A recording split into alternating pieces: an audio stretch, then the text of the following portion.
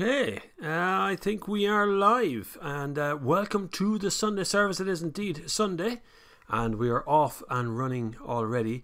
I have no idea whether the stream is working properly or not. You never really know on YouTube. It is very odd at times, not quite knowing exactly what's going on, and it just says like things like bad or good written on a screen.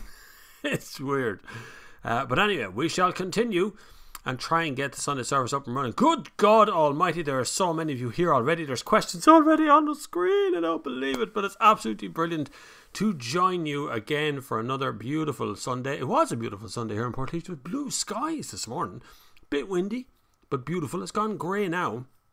So I have my trusty aperture light up and running, keeping me lit in some way or another on one side of my face.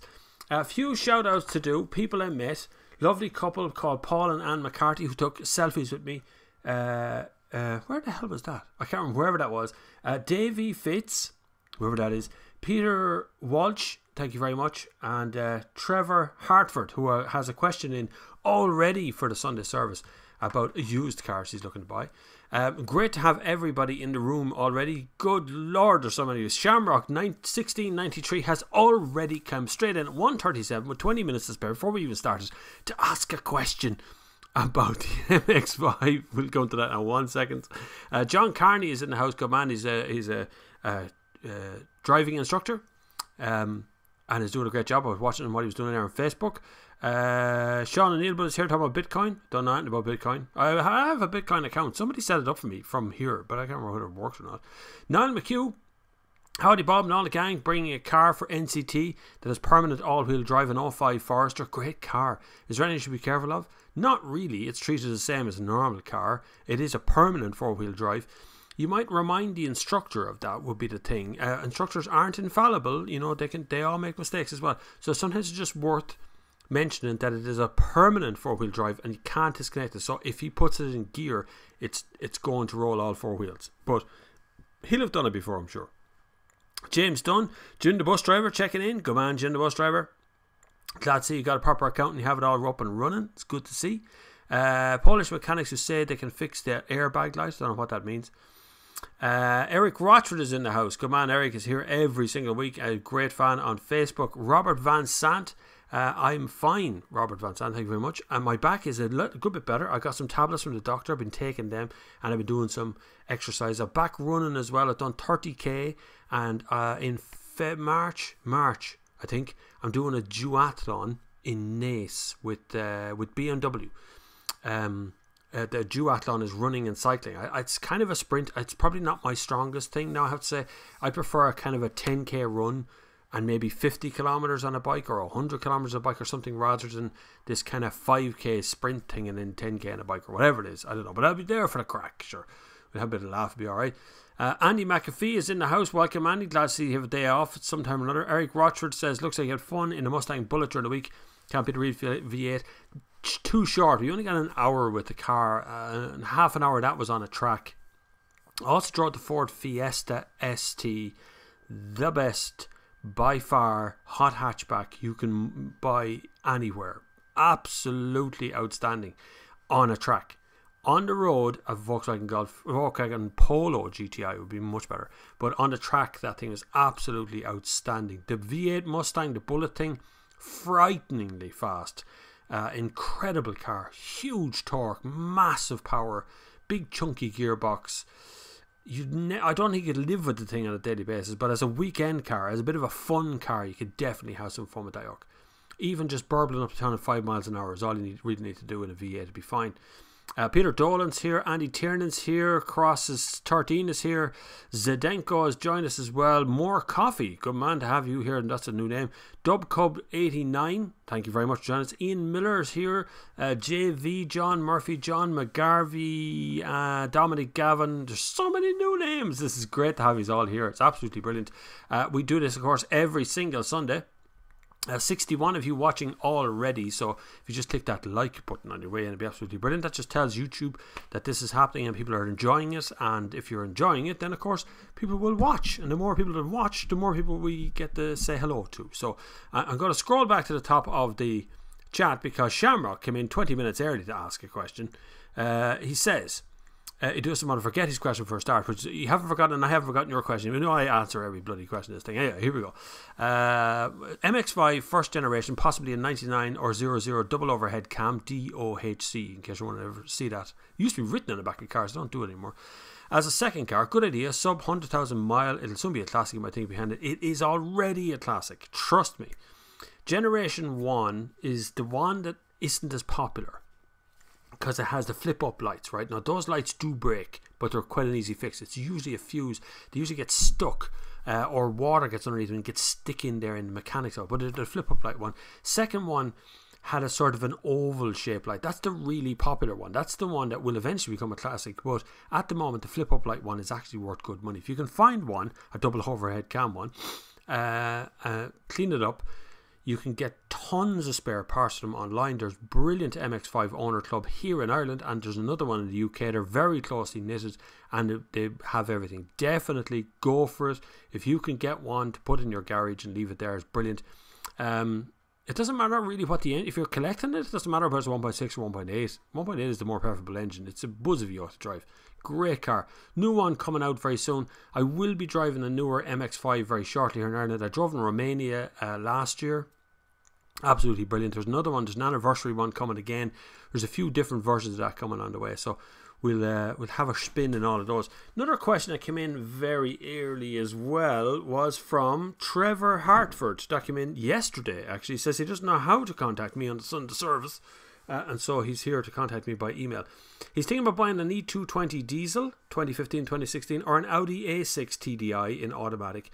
He asked mechanics, this is the best part I thought of this thing. He asked a couple of mechanics, and the mechanics said, they gave different answers for a start, but they said that if you go to Germany, every second E-Class on the road is a taxi and should have no problem with high mileage and so on, and you don't see too many A6s. That is a deal. The reason you see Mercedes taxis all over Munich when you turn up is that they've done a deal with the taxi companies to supply fleet cars. They've done it for years. Audi just can't get a look in, otherwise they'd all be Audis. But now it's like a brand. It's like going to America and seeing the yellow cabs, or going to England and seeing the black cabs. It's the same principle. It doesn't make them any more reliable or any less reliable. They're all beige as well. It's horrible. It's like, you know, what do you call that? Prosthetic limb colour beige. It's horrible. But anyway, he's looking to see which one he should buy as a used car. X, not taxi, but X cars. I would, out of those two, I would go with the Audi A6. It's more fun in Quattro, but in front wheel drive it's very economical, much cheaper to repair yourself, believe it or not, than the Mercedes. But it's a choice. They're both relatively the same. One is rear wheel drive, one is front wheel drive. If I only had a choice of the rear wheel drive or the front wheel drive, I'd buy the Mercedes. Anyway, moving on. I will answer that question by email later on. Unfortunately, we've had 1.9 million minutes of this channel has been watched in the last 20 days. It's like 500,000 views or something, and an extra 3,000 subscribers has landed. And the amount of comments, lads, I can't keep up with the comments. It's too many. It's not possible. So I do read them all still, but I don't answer them all anymore. And the same for the emails. I get hundreds and hundreds and hundreds of emails a day now, and it's getting a bit out of hand. So it's very hard to keep up with it, but I will answer what I can when I can. I answer probably more questions in this 2 hours than I can get to answer all week by writing. So I'm quicker to answer off the top of my head. It's much easier. John Murphy, hope you're well, Bob. I am well. We'll go to the questions. We'll go to the comments because there's millions of them already out to pop up. I popped out a special window so I could keep an eye on the comments, and I thought it would stop the jump forward scrolling, but it didn't. It still jumps forward. It's a pain in the hole. Hi Bob, hope the weather's better here in Donegal. It's not, John. It's just darkened up now and starting to get dark and starting to get a bit dreary looking. I brought my light today, which is this light here. It's called an aperture light. I bought it with the money that comes in from the Sunday service, which is brilliant. I bought it as an extra little bit. The cameras, the mics and all that stuff is all there. There are links for Patreon and PayPal and whatever you want to send is all down below this video. So watch that. So the UK's 2019 of allocation e-Neuros is sold out in less than 2 weeks. You'll probably find there is, when they say sold out, it's kind of a weird one. They're all ordered. Not necessarily all ordered by home users. Some of them, like in Ireland here, where we had this like 900% increase in sales of electric cars. But actually, what's that car rental crowd in Dublin? They're very good. Car Go, something Go. They rent by the hour. They ordered 150 or 200. Renault, the small one, not the Leaf, the other one, the Zoe. They ordered 200 of those. So that's what's going to happen. There's going to be driven up. So there's a lot of that going on. Same as the e-Niro. We're going to get a few here in Ireland. There is an allocation in Ireland, not sold out. We will get a few. Hopefully get a test of that at some point this year, because it would round up the EV range that I have going on at the moment on our electric cars. I currently have the T8 Volvo XC90 outside the door, which is the PHEV one. Absolutely outstanding car. Brilliant car. Really enjoyed that. Dominic Gavin says, Bob, please don't join the Fear Brigade. Nissan leaving the UK nonsense. So what part of Japan is inside the EU? More to do with the fact that Renault supply engines to Nissan has more to do with it. It has and it hasn't. Nissan UK is actually, they're all UK employees, all of them. So I know Nissan technically is a Japanese company and the head office is in Japan of it, but there are many UK employees that work in Nissan in the UK. I don't think Nissan and Sunderland is going to close down. It's too big a factory to fail like that. I don't think that's going to happen. But there is supply chain issues. There is stuff that come in from Europe, and not just engines. There's lots of other stuff that comes in from Europe, and not just Europe. Bits come from Japan, bits come from all over the place, and those trade deals have to be worked out one by one, and it's not just a blanket thing anymore. John McGarvey, have you booked into the new Audi Q3 for full review? I have it next week, John. Yeah, I do. Yeah, I have two cars next week actually, Proceed and the Q3. I'm about to push the Q3 back. I have a launch tomorrow of the Seat Tarraco in RTE headquarters. That's on tomorrow. I'm going to pick up the Proceed tomorrow, and I'll probably pick up the Q3 later on in the week. So yes, I have the Q3 next week. It looks great. I've actually seen the one that I'm picking up next week. I've seen it. It's up in the offices there. I had a look at it the other day. It looks brilliant. So we're back to square one, with Audi coming to the very top of the fray again, and Mercedes looking like they're dreary second place. It's weird, that, isn't it? How they all flip around every once in a while. Anyway, Robert Van Sant says, thinking about Tesla Model 3, have you any inside info on Irish delivery dates or prices? No, nobody has any info on anything to do with Irish prices, because all of the Teslas we get here come through the UK. Even the head office of Tesla Ireland is in the UK. So we have a problem with Brexit and Teslas. Now, I did see a few rumours of deliveries of Model 3s lined up on docks, ready for delivery, getting put onto ships and things. Now, what part of that's coming to Ireland is a whole different ballgame. I would hold fire on the Model 3. If you're going down the electric route at the moment, just hold fire a second. Next year, there will be such a selection of things you can have in electric cars, and there'll be more second-hand ones to buy as well. Model 3 will be jumping in at the deep end. You will be jumping in at the deep end, because the only people who have reviewed Model 3s really are brand ambassadors. That's what's reviewed Model 3s. People who are brand aware, who know exactly what to say about the brand and are being programmed to say certain things. They're not journalists. So hold tough on the Model 3 for the moment. What do you think of the new G-Wagon? Is it worth 150k plus for Ireland? No. It's cool. Deadly cool vehicle. Looks great. But for that kind of money, that's a wedge of cash to be getting out of a car. Plus, tyres, servicing, everything goes through the roof when it's a G-Wagon. It looks great, but God, it's going to be expensive to run. And it will absolutely savage fuel on you. Good alternative to that, stand outside the door. Volvo XC90 T8, and you've got a PHEV that'll do the job it's supposed to be doing. Darren Kavanagh says, good man, Bob. Good man, thank you very much. Greg Price, hi, Bob. Which car do you prefer, Mercedes CLS or Audi A7? I like the looks of the CLS. Really nice, really good car to drive. It's fun, but the A7 is tighter. Tinchy bit more modern, maybe, and very easy to live with. A7 is a nice, easy car to live with, because you can get on with it every single day. The interfaces are simple. Everything works all the time. It's really good. Q3 delivery for, there you are, there's answer your question. Cross has said Q3 delivery for existing reservation holders in Ireland. We'll see. Most of those dates, or some of those dates, tend to just go zooming by with Tesla. They don't always get them right. We'll see when they come out. Obviously promises have to be made to existing customers, but new ones that are coming on will have to wait in the queue like everybody else.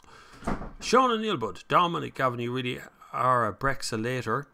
A Brexit traitor. Brexit traitor? Is that what that's called? You must have missed a free trade agreement signed between the EU and Japan, so there's 2 layers of stupid wrapped in. For a very direct answer, but you're right. The EU and Ireland and most other parts of the world have a good trade agreement with Japan, and so we can freely trade back and forward with Japan. We've done a lot of work here in Ireland as well with trade agreements with China, and so we've shifted a lot of our interests, including a lot of our farming and beef. And we are, in Ireland, the number one producer. A weird statistic I was told the other day by a journalist. We are the number one producer in the world of Kobe beef, which is that very fatty, very delicious beef that is sent to Japan and is very popular over there. But we actually produce it here in Ireland. We're the number one producer in the world. So we already have direct free trade agreement with Japan through the EU and many other ways. But when it comes to England and Nissan being there, Nissan's just going to plod on. Ford is still there, Jaguar's still there, McLaren's still there. You know, they're all there, but they've all opened offices in other parts of Europe just to be on the safe side. Not plants, offices. That's a different move. That's a different story. You'd be very careful how you frame that. When, Bob, will a bigger range lead be available in Ireland? Any price? I don't have a price, but it is on the way. It will be here by tail end of summer. Whether they can get enough supply of it again is the problem. The problem is supply of batteries rather than supply of the car itself. Cars are handy enough to build. Batteries and engines and waiting and lead times and stuff, that's a trickier manoeuvre.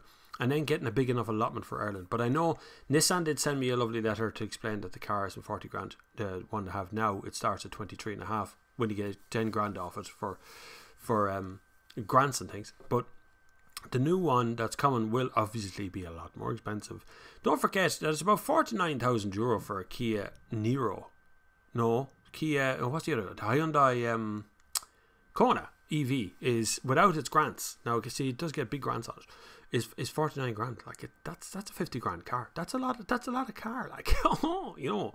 Anyway, but sure, that's just the way prices is. You all want to be that quick to buy into electric cars. You're going to pay a lot of money for. I'll wait a few years and buy your used yokes. Maminsk is here. I finally got to see the new Supra at the Detroit Auto Show. All the hype, but critics also need to mention how expensive it is. Do you think it will sell well? No, Supra didn't sell well in the first place. This one won't sell well either.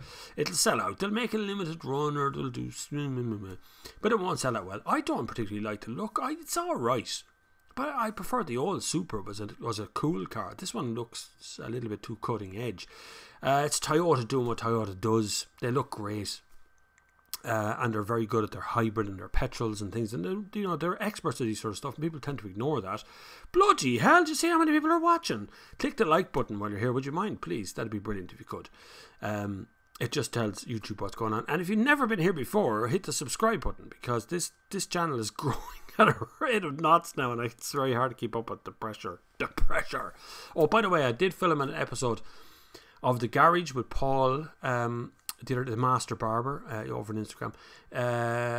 It's hilarious. It just needs a lot of editing, but it is really funny. We look at a 12-year-old Mercedes S-Class, see how it holds up today with electronics and things. It's Paul's own one. He bought it, and we're just messing around with it. But we'll see. Where was I? Rob Bruton says the 1.8 MX-5 is a brilliant car. 'Tis true. Dub Cub 89 says those Mazda MX-5s rust for a laugh. Check them carefully. They're easy to spot the rust. Is the good thing, because there isn't really that much car to look over for rust, and it rusts in really obvious spots around the wheel arches, around the bumper, the front usually. Just check along the door sills where the door closes, that little sill that runs on the bottom. They're all there as well. You'll find it quick enough. It's very easy to fix. You can nearly pick up an MX-5 and walk away with it in your pocket. What are your thoughts on the Vauxhall Ampera 6 years from when you reviewed it in Germany 2012? Looking at Vauxhall Ampera and the Outlander FEV. Ampera is a very expensive 4-seat car. That was always the problem I had with the Ampera. Not particularly wrong with how it works or how it operates. Opel just didn't have the money to develop it, and then it was just such an expensive car in Ireland. You're talking about €50,000 or something it was, or 55 or something at the time, for a 4-seat car. Like, it's not big, but it's a lovely looking car. Looks great. Isn't the Chevy Bolt or something the American version of it? So it looks fine. It looks like a great car. Mitsubishi Outlander PHEV is very high tech underneath, very modern. Doesn't look modern from the outside or the inside, but the stuff that's going on underneath it is amazing. So out of those two, I would pick the Mitsubishi Outlander PHEV, because they're after hooking up with Nissan and Renault, so you're getting the latest tech on the electric front of things. Worth a shot. Whereas Opel or Vauxhall has been bought by Peugeot, and so that's not going to be supported very long, I think. Hearing aid beige taxis, that's a good way to describe them, yeah. Buy a replacement Poinsettia, yeah. We tried that and it died. We never had a Poinsettia that lasted as long as the other one. The first one we had, the original famous one, that one continued going for months, which is why the Poinsettia is still in the photograph, by the way. We bought 2 of them this Christmas, and neither of them, god damn it, Aldi, neither of them particularly worked. I mean, Jesus, you could get that sorted out, for God's sake. Anyway, right, Dominic Gavin, can you please tell me what EU country Sean and neighbourhood new X-Trail will be built in? The X-Trail was never built in England in the first place. They had plans before Brexit to make the X-Trail in Japan, and then they were going to make it in England for a bit, because the X-Trail is quite popular in England. So they're going to do that, but they don't know what's going to happen with Brexit, and so they cancelled that plan. But they never actually made it in England in the first place. That was the plan. Donna Gamble. Hi Bob, new subscriber. What would you go for? A manual or an automatic 1.6 diesel Peugeot 5008 13 reg? Thanks. I would go for a manual. The automatic gearbox, there's 2 automatic gearboxes in Peugeot. One of them is what's called a robotized gearbox. So that is a manual gearbox that has a sort of an automated shifter. Makes my kids seasick. As part of the Peugeot PSA group, Citroën had them as well. Absolutely dreadful gearbox. Dreadful thing. Horrible thing to live with. Ferociously good on fuel economy, which is why some people still use them. They're a little bit lighter than a proper automatic box as well. There's another automatic box that Peugeot have, which is not a French one. I can't remember who makes it. It could be a BMW one. It might be the ZF gearbox, but maybe it's not. That one's much smoother and a much nicer drive to begin with. But manual gearboxes put up with punishment a lot better than automatic gearbox over time, particularly in a big, heavy Peugeot when you're talking about a car that size, a 5008. Brilliant car, outstanding. You get tons of spec in that car, and it'll last you a good chunk of time. It'll put up with the punishment a family give it. Definitely worth your while, but go after the manual version of it. I'd rather you got the bigger engine, but if it has to be 1.6 diesel, if there's a reason for going for that, if that's the one you can find, go for it. It'll be fine. The bigger diesel engine puts up a high mileage better and will cruise nicer on a motorway. But other than that, you'll go for the 6-speed manual box 1.6 diesel, and you'll be well sorted. And welcome to the family, Donna. There'll be a huge amount of interactions. If you've never been here before, hit the subscribe button. You can also check us out on the Facebook page. We have a closed group on Facebook called the Sunday Service Community. It's now passing its 500th member. Thank you very much to everybody who's joined us. There's great conversations break out between all the lads and all the stuff that goes on. It's not just a place where I stick videos, but I do stick videos there as well sometimes, just in a while. But it's all about getting views. Of course, you know, you have to get the watch time up on the YouTubes. Zdenko says, hi Bob, your opinion on new French cars worth spending money, something like DS7 or similar. I didn't get to the launch of DS7 the other day, but I did get a sneak preview the day before. There's a new marketing person in Citroën who came from Skoda. And so they shift back and forward. Lots of these marketing people in the motoring industry move from one brand to the other. And so I got a little sneak preview. It is an amazing yoke on the inside. But the French cars tend to draw you in with the looks and the toys and the things. And then you actually get to own them and you're going, what's going on there? But a lovely car. Absolutely gorgeous. Really, really, really, really nice. Sounded great. Looked brilliant. I think it's probably one of their strongest offerings now in years. That's from DS. Technically, it's a brand separately from Citroën, although we do all continue to think of them as Citroëns. Sorry, Citroën and DS. Very hard to break out. It's very, very, very, very. And Seat will have the same problem with the Cooper brand. We'll see though. I have a Cooper. Have I got a Cooper next week as well? I can't remember. I have a Cooper coming up as well soon. I also have a lot of traveling coming up. There's a lot of launches coming up. I really would appreciate. I'm going to try and go live or keep stories or something coming from the live launches that are going on. There's loads of stuff going on at the moment. I think it all kicks off week after next with driving a Peugeot 508 from Dublin to Cork. But we'll see how that works out. The Japan, the country with the free trade agreement, you idiots are going to lose access to on March 29th. That's unfortunately Brexit, people. So anybody who's really sick of Brexit, let me just sum it up in one single word. Britain is exiting the EU trade agreements, right? So Britain is if you think of Britain as just about to build a wall around itself and doesn't want to talk to its neighbours anymore, that's effectively what Brexit is they're exiting the EU, and that breaks all EU-wide trade agreements. So that means if you want to have, I don't know, French wine with your Brexit, you can't, because you're going to have to go to France to get it, which means you need a visa technically to go to France. You need to get your passport stamped like in the old days, and you go to France, you buy your stuff, and you bring it back and be subject to import duties and such, right?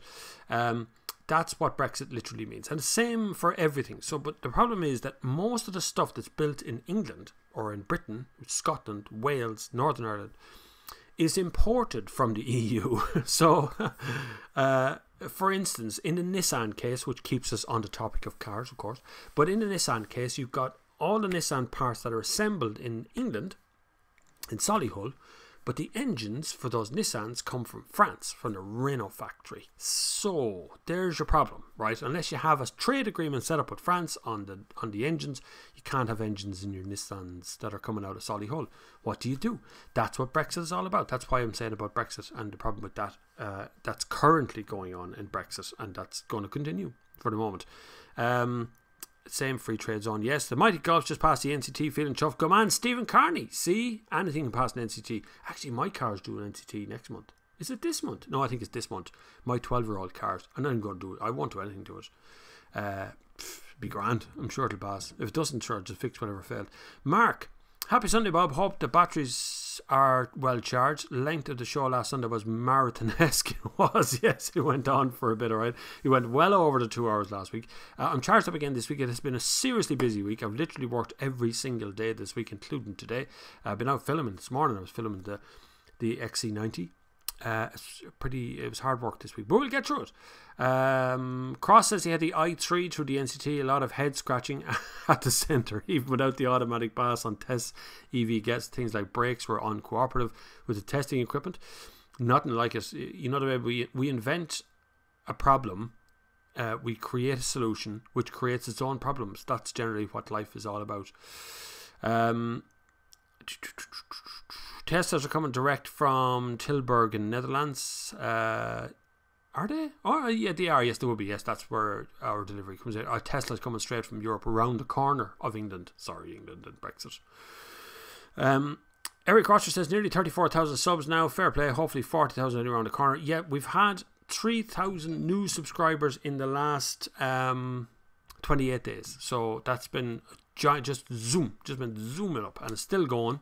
So hopefully you're a new subscriber. If you're not, you should be. If you're not subscribed, like, why are you here? Lazy Farmer, that's a new name. Oh, I missed that. Just a shout out to Brian O'Donnell, thank you very much, who has super chatted €5. You're so good, Brian. Thank you very much. That's very, very generous of you. Thank you very much. You can super chat as well if you want. It's that little dollar sign at the bottom, or you can use PayPal or Patreon, whichever one you want. You want a drip feed, like £2 a month or something, then Patreon. If you want to just give a direct donation to me, which is to PayPal, you can do that, which goes on to equipment and things to upgrade. I need a new camera, new laptop would be good as well, or at least a new PC or something. Another video editing suite would be cool. Lazy Farmer says 07 Corolla, 504,000 kilometres, done what's left in her. Another 504,000. I've seen those Corollas and Carinas and even the Aventus go over the clock of the million. It's totally possible if you mind it. The only things that really wear out is brakes. In the Corolla, you sometimes get a track rod end up the front on the left and right. But it's €15, I think, for a track rod end, and you change it yourself in an hour. It's really that quick. Very little else happens to them. Well, check the shocks out every once in a while, but that's all. If that's 2007, like, it owes you nothing at this stage. Seriously, hold on to it. It's nearly a classic. Hey Bob, would you go for age over price, e.g. older Passats versus younger Leon around the same money? At the moment, if I was going for a used car, I try and get something that's fairly decent that I'm going to hold on to for like 5 or 6 years.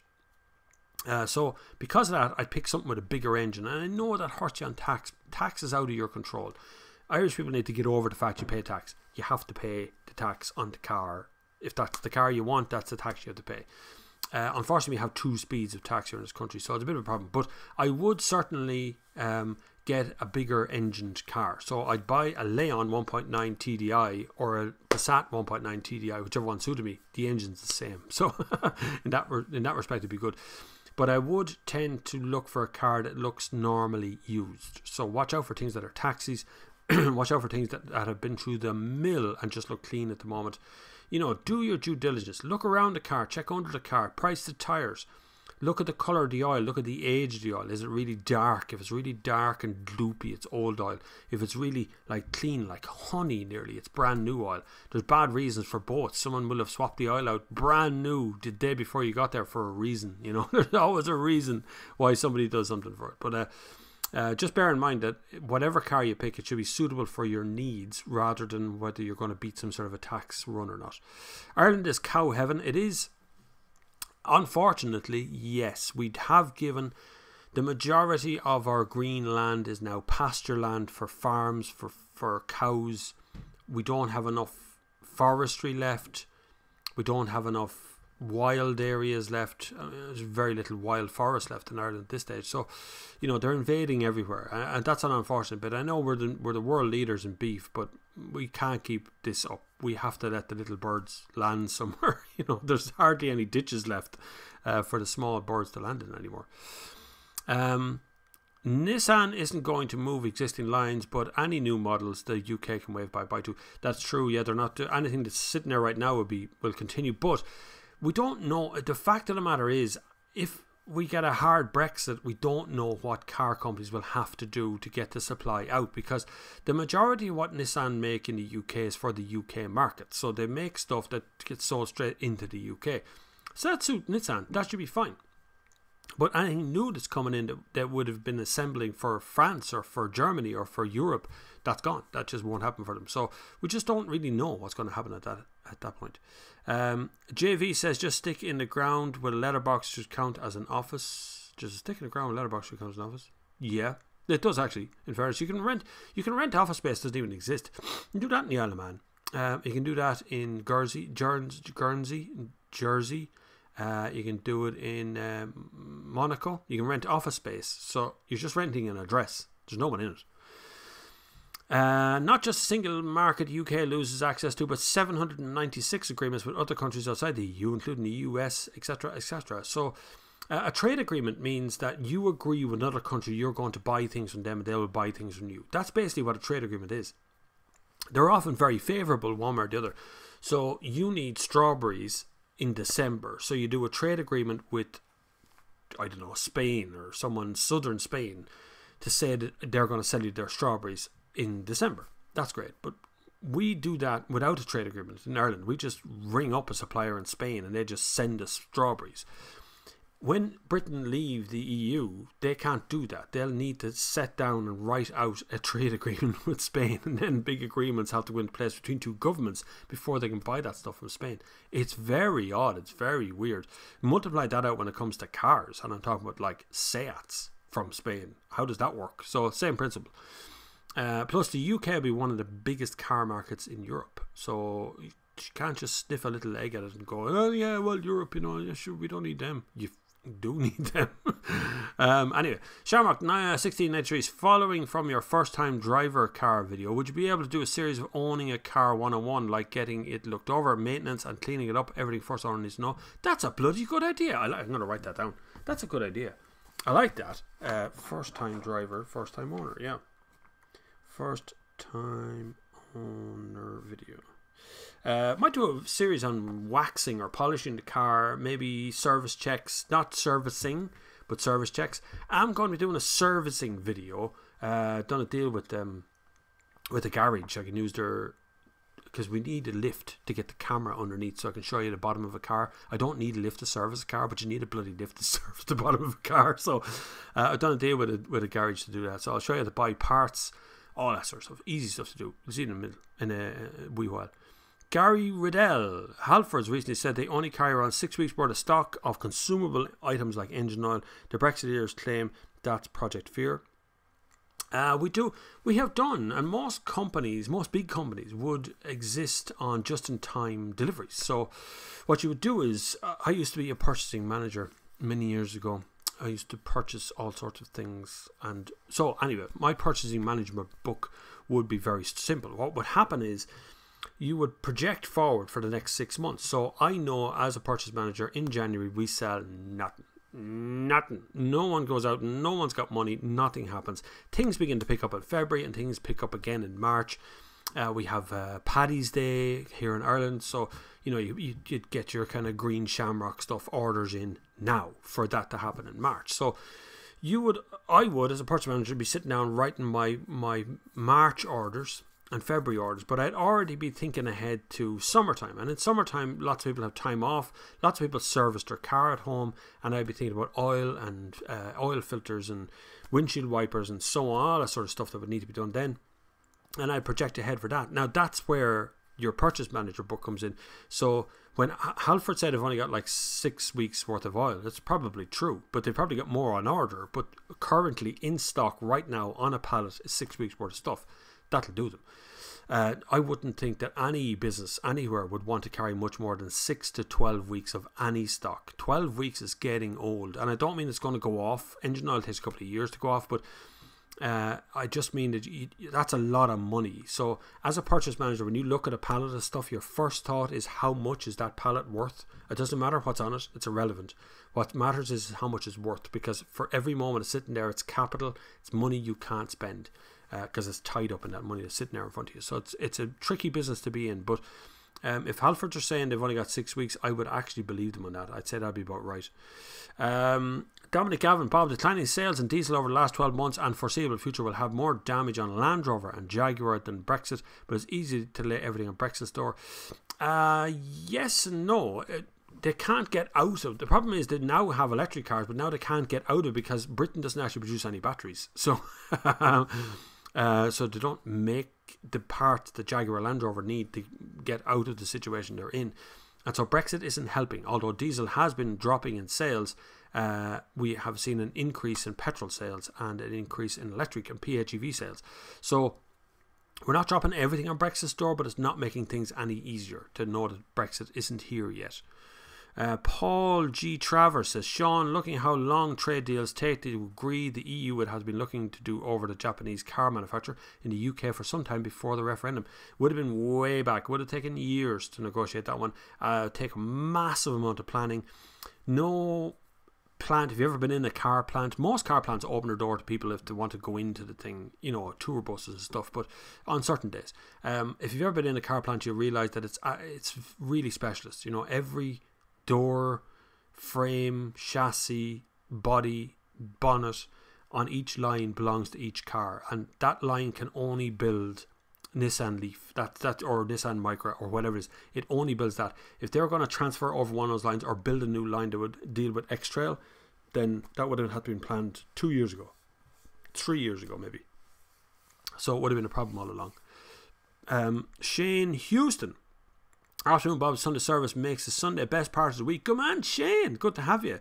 I love the comments come in, actually. It's funny. Some lad says, like looking forward to old Top Gear on a Sunday, which I loved as well. I just look forward to 8 o'clock on a Sunday evening. Sit down.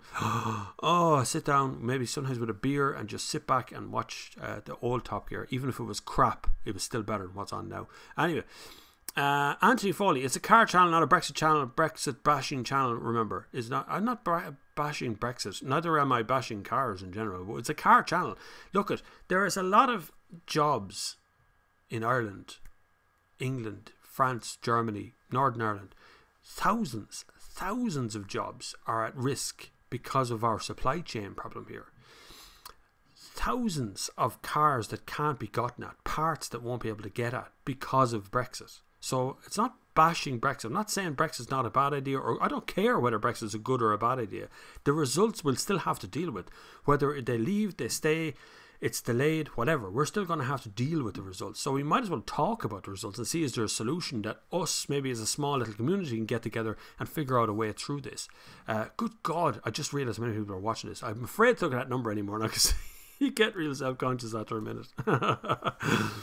Jaguar I-Pace is now 10% of Jaguar sales in its major markets. It's made by Magnus Steyr in Austria, the part to avoid Brexit risk. In part to avoid, that's true, yeah. Is that the same Steyr that makes Steyr rifles? Or is that like a neighbouring company? I think it might be. The Irish Army rifles called a Steyr. Seems like the same kind of spelling. But the Jaguar I-Pace is the way Jaguar Land Rover is going to get out of their problem with having massive diesel engines. It's not the only problem. Jaguar Land Rover have proven themselves pretty unreliable with electrics, which is not helping them. I have to say, it really isn't helping them. Jeff Firth, who would be mad enough to invest in car plant factory in a country without a trade agreement with anyone? That's why investment moving to Japan, Nissan, Europe, Ford, Jag, PSA, Honda, Simple. You're right, they are all shifting away from Brexit. The problem is the uncertainty. That's the real problem. Brexit is not the problem. It's not knowing what the result of Brexit is going to be is driving trade agreements away. It's driving factories away. It's driving money out of the country. Will it make a united Ireland? Will Northern Ireland and Ireland be one country under the Irish government or under some sort of a hybrid government or whatever it may be? I don't know. That's another question entirely. That's being driven down our neck right now in Ireland at the moment. So we're being softened up for a referendum on it, I think. Some Brexiteers claim it will help diesel car owners as the MOT test for emissions won't be as strict. Yay, air pollution. I watched an absolutely outstanding video from GCN, you know, the Global Cycling Network channel. Really good. You should subscribe to them if you even have a vague interest in bikes. They did a very, very good video on air pollution and what it does to a cyclist. So someone who's cycling, not creating any air pollution other than farting in Belgium maybe, but what it does to them to cycle through traffic in big towns and how air pollution, and actually one of our own, an Irishman, is one of the lead scientists in the UK about air pollution. And it was really very, very interesting listening to the guy talking about NOx and listening to talk about CO2 and emissions that come out of vehicles and cars and trucks and buses and so on. So, you know, it's tighter, much tighter. We need to go on NOx laws and on rules and regulations surrounding the air pollution statistics in the world, and older cars, older diesel engine cars and older petrol cars that are literally killing us, literally giving us type 2 diabetes. I didn't even know that bloody emissions from the back of a car could give you diabetes. It's totally weird, but totally possible. So it's a bit weird.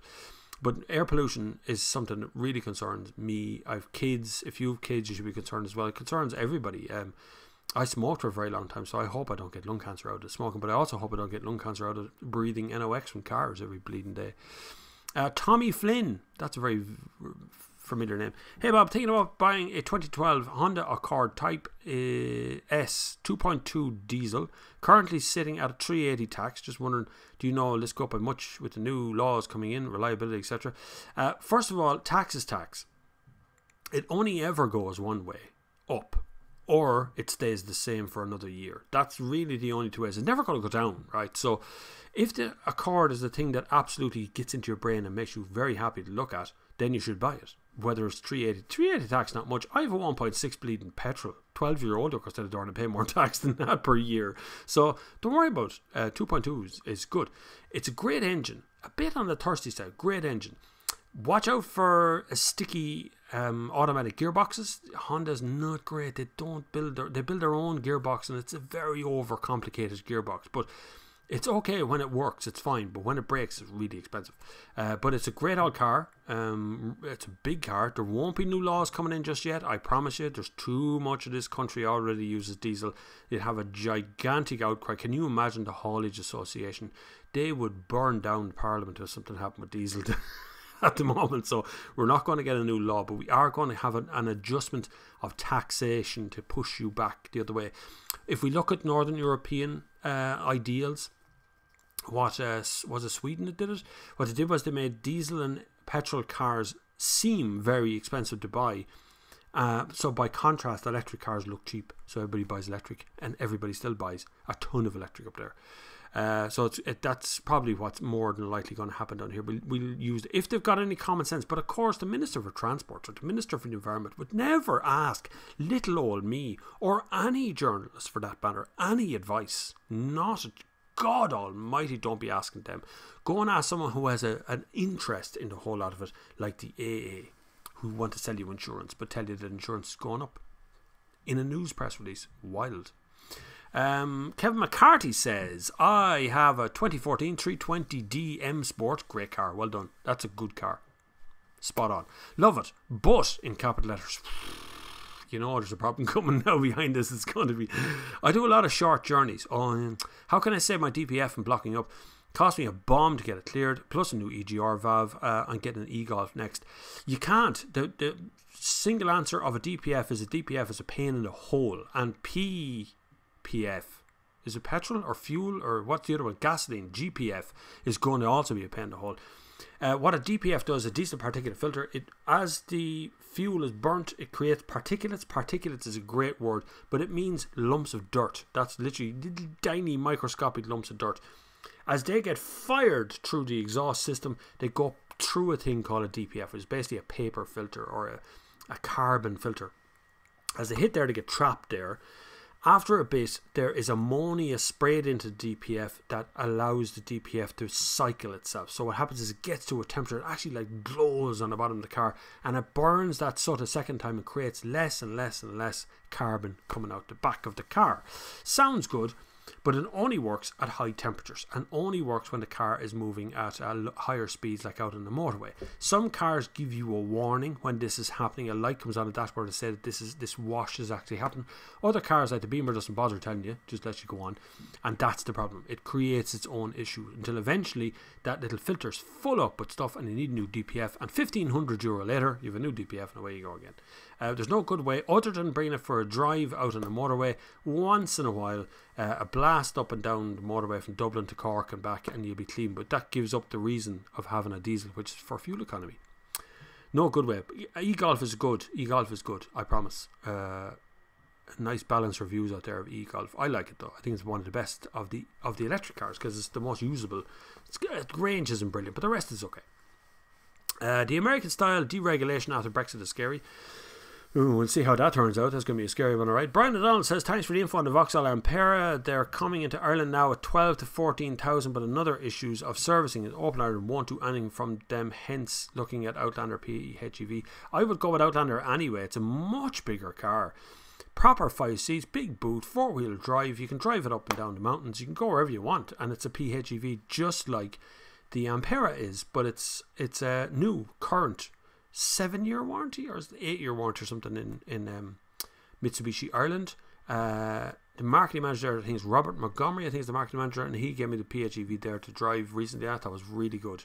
I had no problem with it. It's a bit old fashioned, like I said, in the interior, but I have no problem with it. Russ Catterell, you might be right, Gary Riddell. No compliment my EU finance. Sorry, that's a conversation that happens between people that are on the channel as well.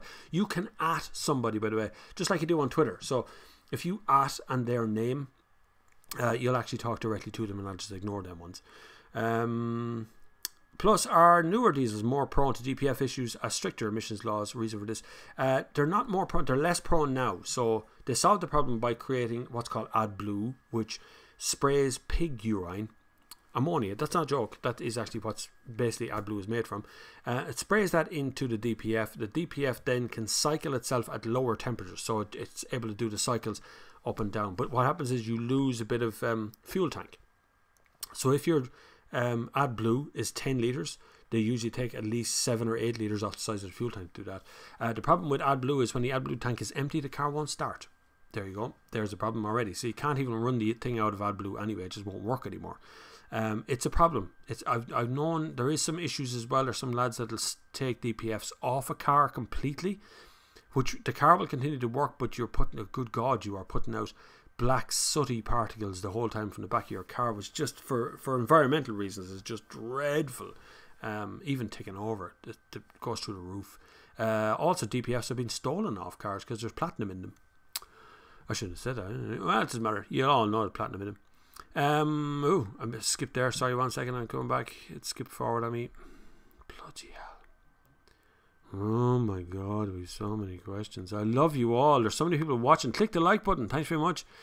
Stephen Carney says, hi Bob, I have a YouTube question. Have you any tips for improving your retention rate? What's a retention rate? Is that keeping people watching? If that's keeping people watching, that's like watch time. Is that what you mean?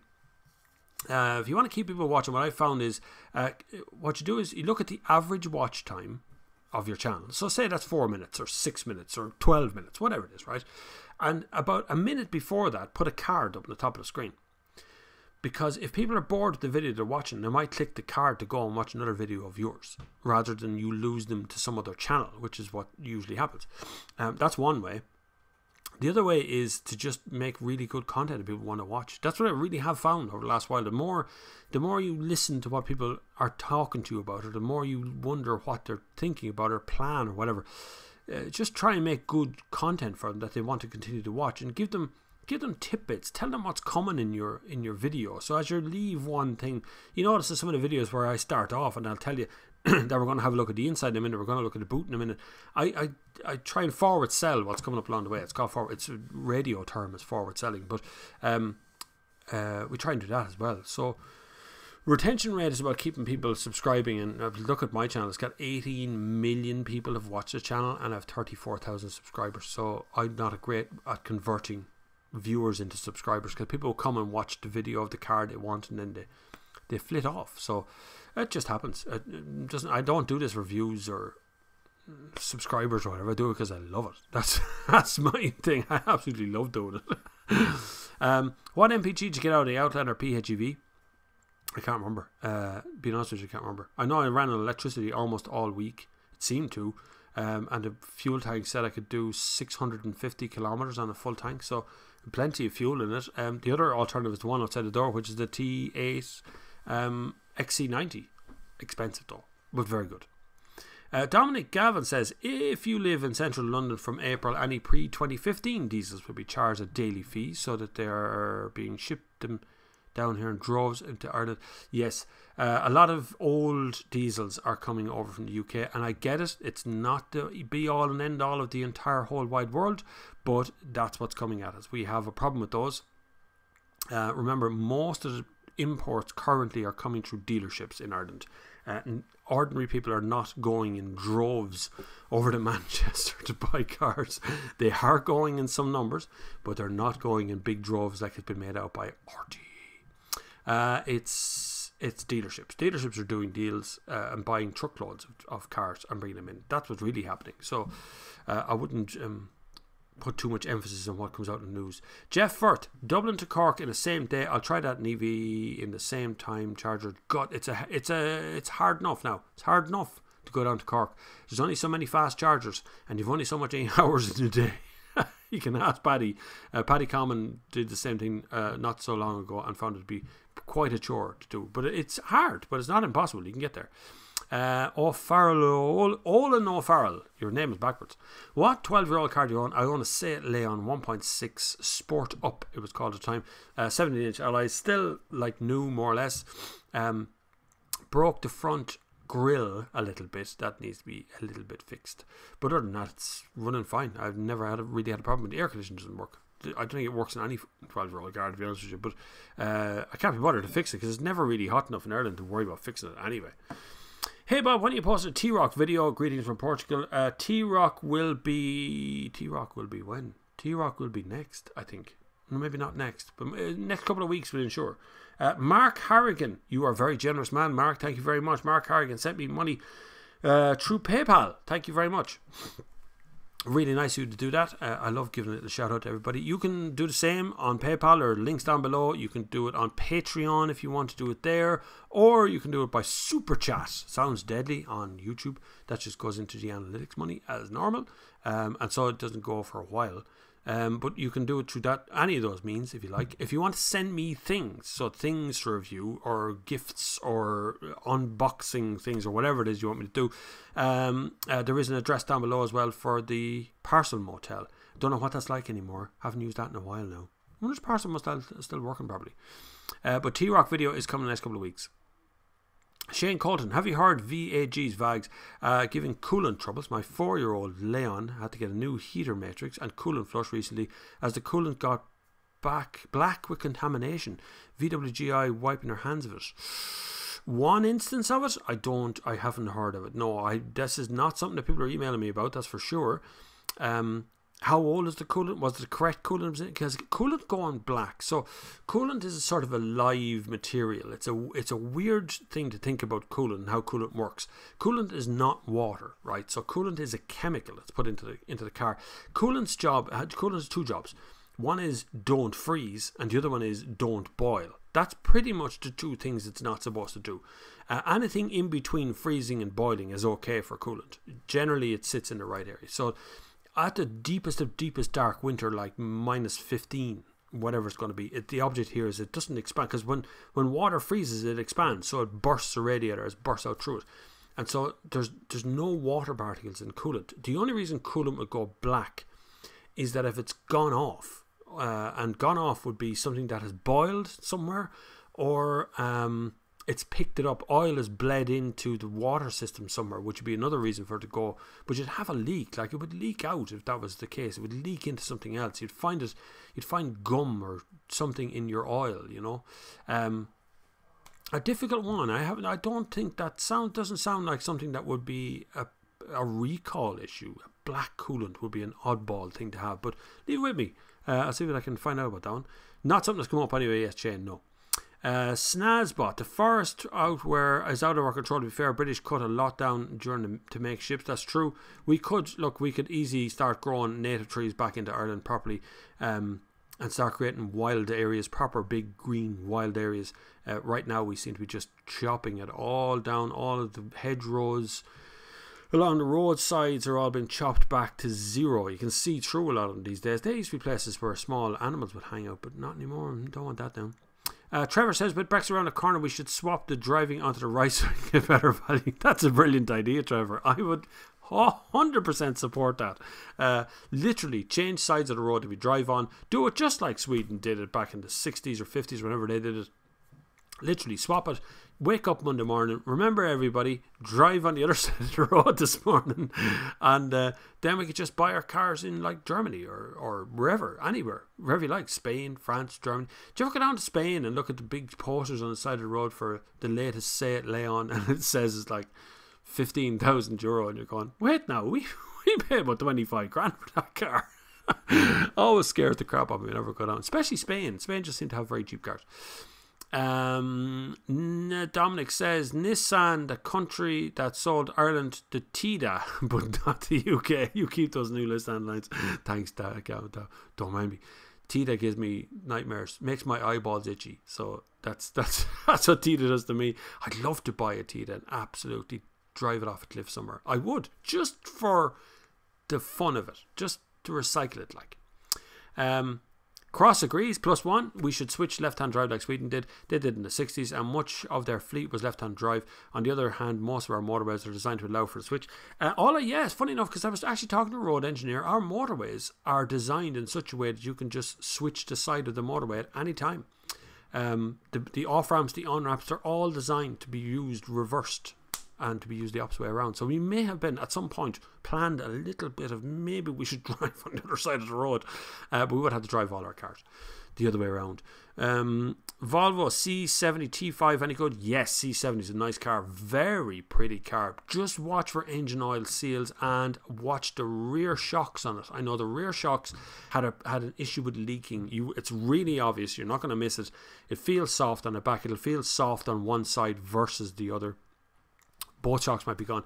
Get a torch, a good bright inspection torch, get underneath, jack up the car, watch the shock come all the way out. If there's no wet points on the shock as it extends out when you jack it up, then it's not leaking. Pretty straightforward. It's really easy to spot a leaky shock, unless it's a gas leak. If it's a gas leak, then it'll just be floppy. It'll just flop about, like it won't.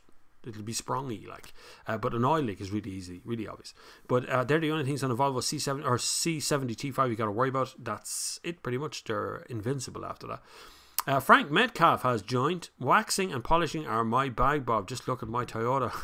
I've seen your Toyota up and close. And personal, Frank, it's lovely.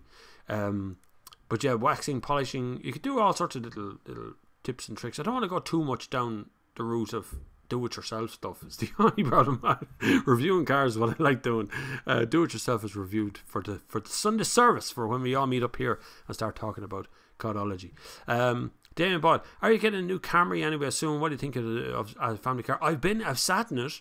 I was in my local dealership, had an open day of the new Toyotas. I've sat in it. It is a Camry, a proper Camry. It's a proper departure for Toyota. It looks good. I think it's very tidy looking. They are the expert in hybrid. I'd like to see more of a move towards electric with Toyota. I'd like to see an electric car being brought up by them, just see if they can do it. But they are very good. I do like the look of the Camry. It appears to be going to be sold out very quickly, I think. The Corolla Saloon looks really nice. The Corolla hatchback looks okay as well.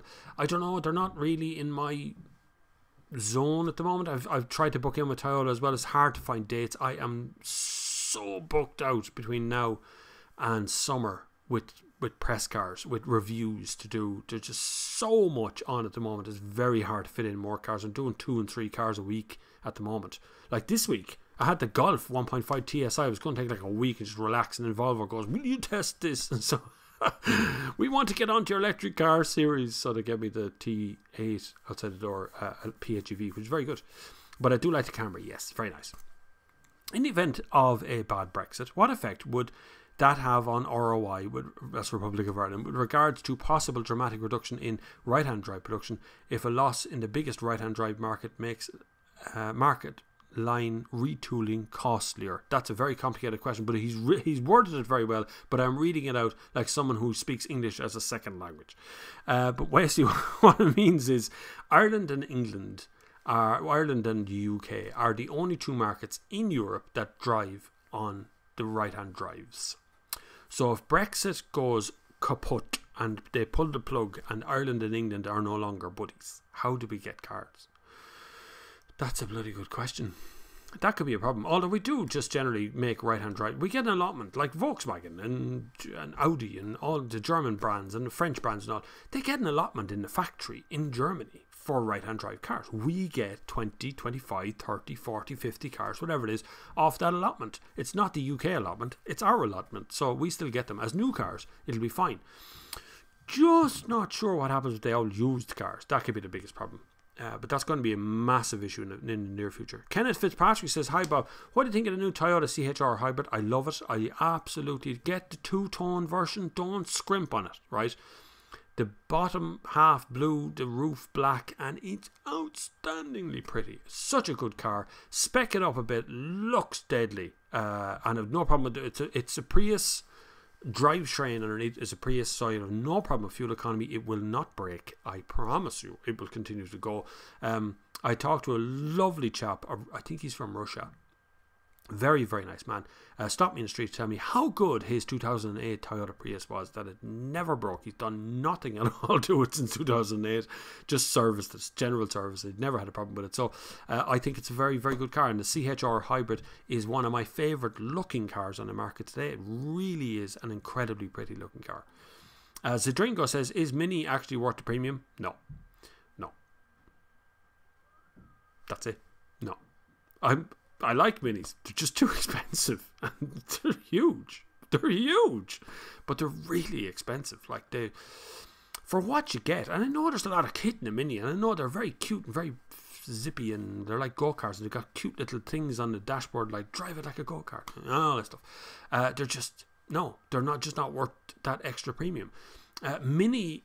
The brand, which is not the brand it is now, but the Mini brand came about to solve a problem in the market that Britain had, which was they needed a family car but just couldn't make something big. You know, they were crap at it. So the Mini was kind of birthed from that, to have this small 2-door 4-seat car with a boot that they could go picnicking in and solve their problems after the Second World War. That's what it was for. Today it's an expensive toy, and I just think for what you spend on a Mini, you could have, from the same company, a BMW 3 Series. why are you even thinking about Mini? Just buy a 3 Series. Done. Kenneth Fitzpatrick, you're looking to have a car show. Tesco underground car park is a great place to hold it. That's true. There is a car show that happens there once a year. I keep trying to get to the thing. I missed it this year. I missed it last year. I was at it a couple of years running for sure. It's very good. The problem with the underground car park is there is no Wi-Fi to have a car show so we could stream it live. That's the problem, is you can't get Wi-Fi underground. But it's a brilliant place here in Portlaoise. Tesco have 3 floors underground in right here, but the corners to get in and out is a bit steep and hard to do. But it's good though. Ray Grace, Bob, are there? Just skip forward. Not actually break your hole, wouldn't it? Seriously, do you have to? Where Ray Grace, Bob, are there any surveys on the noise of cars experienced by pedestrians as cars drive by? There is one. I read one by a German company. Now, the report was in German, so I had to kind of make head nor tail of it through the use of Google Translate and just my own common sense. But there's a few experiments being carried out all over Europe, including Ireland. So if you're ever driving on the road, on a motorway somewhere, and you're zooming along, and the motorway suddenly goes quiet under you, all of a sudden just gets very quiet in a little stretch and then goes on being normal. That's part of the research that's happening. That research is testing the effect of the road surface on various kinds of tyres and the volume. So what they're trying to do is bring the overall volume of a motorway down to 75 decibels, which is a big ask because it's currently around 140 to 180 decibels, which is bloody louder than a plane taking off. And if you've ever been near the M7 on a busy day, you'll know all about that noise living there. I used to live in Newbridge, a place that backed onto the M7. It's very, very loud. So there is a lot of research right now going in from tyre companies like Continental, Michelin, Bridgestone and all the rest of them about the volume of how do you get grip from a tyre without making too much noise. That's the biggest problem at the moment. So there is a lot of that happening right now all across Europe. There is a couple of reports. That one I remember, that was a couple of years ago, and I read that one in Germany where they're doing patch tests along the Autobahn at high speeds, see what's happening there. So it is coming. Edward Ansbro says, hi Bob, will manufacturing of car return to Ireland? No, we're totally out of manufacturing here when it comes to cars. We've no talent left in the country to do it unless the British want to send some of their talent over. We do manufacture parts for cars. There is companies in Galway, companies in Cork and Kerry that manufacture some of the dashboard bits for Volkswagen. They manufacture a lot of stuff all over the world for all kinds of car companies right here in Ireland. It does happen, for sure it is happening, but only in small amounts. We won't be assembling cars here anymore, not at the grand scale we used to. Miguel says, do you think these new small petrol turbo engines will last a couple of 100,000 kilometres? No. Particularly not the turbo part. The turbo of the turbo engine. Turbos go all the time. Turbos are awful bloody things to go, but little tiny turbos spinning at 250,000 RPM could not possibly last 500,000 kilometres. That said, I do see a couple of tasty little 2013, 2014 cars hanging about that are small 1 litre petrols. So you never know. You never know what's coming. But it's unlikely that small engines will last as long as some of those big engines do. But then that's what we're after. We want small. We want easy to park. We want very high fuel economy. We want very low CO2. We want low NOx. And 1 litre turbo petrol fills a lot of those gaps. John Bitt says, hi Bob, hi, like to review the Q8. I like to review the Q8 as well, John, you're right. Sean Ilbert, Top Gear was proof that even when 3 donkeys, the BBC could produce amazing audiovisual treats. But the thing is, they can still produce the audiovisual treat, but they don't have the 3 donkeys to make it funny. And I know some of it was very set up and some of it was very... But I still laughed along with them every week and got history lessons and got... If you're watching the Amazon show currently, which is very good, I have to say this time around, it's strained as well, but some of it's actually okay. The episode the other night, Hammond did something the other night and was absolutely stupid in the studio talking about his horse. I was tick, but the show itself was actually very good. Enjoyed every little bit of it, actually, to be honest with you. So far the new Amazon series is like the old Top Gear and it's doing well. It's the last time I'm going to be doing a studio bit, which is going to be a bit weird though. Paul Hickey, hi Bob, is it true garages send all cars returned after PCP deals end to auction and never see the forecourt? I doubt it. No. They'd send stuff that's no good to them anymore. Obviously, they make nothing now of auctions. You make nothing. Auctions are kind of weird. You should go to an auction and see what's in it. There wouldn't be that much now in the way of stuff that's coming in from PCP. Most of the PCP deals are sold on again as used cars from the dealerships. It'd be very unlikely, unless there's something really wrong with the car, that a car company would just give it over to an auction straight away. It's only 3 years old. Like, you buy a car this year, in 3 years' time, it's going to be auction worthy. Don't think so. I'd say that happened on the forecourt. But I will endeavour to find out, Paul. It's a question that hasn't come up before, so I'll ask around, see what other dealers tell me. Marcus Hogan. Hi, Bob. Back as always. Good to have you, Marcus. Parents are now set on a 2-litre Discovery to replace our beloved 07 model. Run a mile, Marcus. Prices are super reasonable for a reason. I can tell you, in the UK, even over the Tospec HSE Luxtrim, they won't consider an XC90. Don't buy a 2-litre Discovery. I promise you, it will definitely break your heart. 100% of the time. The reason they are so reasonable over in the UK is because they are crap. It's a bad engine. They don't do it anymore. They redesigned the entire engine, and the whole heating system and everything else broke down. It's just an awful car. The Discovery is one of my favourite machines, but they break down all the time. But look, if that's what they want, that's what they want. It comes with their own problems. The Turbo Warrior has been gigantically generous, given some money by Super Chat. Hi Bob, I'm very concerned that all the Volvo S90s for sale in Ireland are automatic. When can we get manuals? Because I hope to get one in years to come. Automatics is a way for a car company to ensure that the CO2 emissions and the stuff that happens inside the car is guaranteed to be the right amount. Manuals can be cheated, kind of, in their own sort of way. So it's worth their while to keep the automatic thing going. Plus, they're easier to fix. They're easier for the car company to fix, not for ordinary individuals. Ordinary individuals break your heart fixing an automatic gearbox. But the S90s, I'd love to see more manuals come back into I'm very lazy when it comes to press cars. I like the old automatic cars because I get really lazy and just want to go and that's it. Any more effort that has to be put in than that, and I get tired looking at it. So definitely the S90s is a gorgeous car, but they're all autos, and so is that XC90 outside the door. John Carney. Hi Bob, what camera do you use to stream the Sunday service? Camera that was donated by Cross. What is the name of that thing? Logitech something or other. Logitech webcam. It's a high definition webcam. It's got mics and things on the front, but I don't use the mics from the camera. I use what's this thing called? A Blue Snowball as the mic. The mic is more important to me than the camera, but that camera is really good definition. It gets the contrast pretty good and keeps everything in focus and moving on. It's broader, wider field of view than a standard webcam, so I kind of like that. And it plug and play. Just plug it straight in, and the laptop recognized it immediately.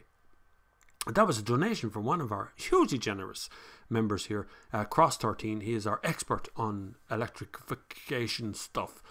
Particularly in the stream. It's not just the uncertainty of Brexit, but also because almost all likely outcomes are negative for everybody. I'm on the emergency planning committee in work. We started planning Brexit in 2015. See, it's scary crap, lads. Whatever happens, it's all bad. In its own way, no matter, even if they stayed now, even if it was all cancelled, now went back to normal, there'd still be downsides to it for sure. Now, bear with me because I'm now starting to answer questions from 2:45. It's now 3:15, so I'm a half an hour behind you. I'm sorry. I'm catching up, I always do.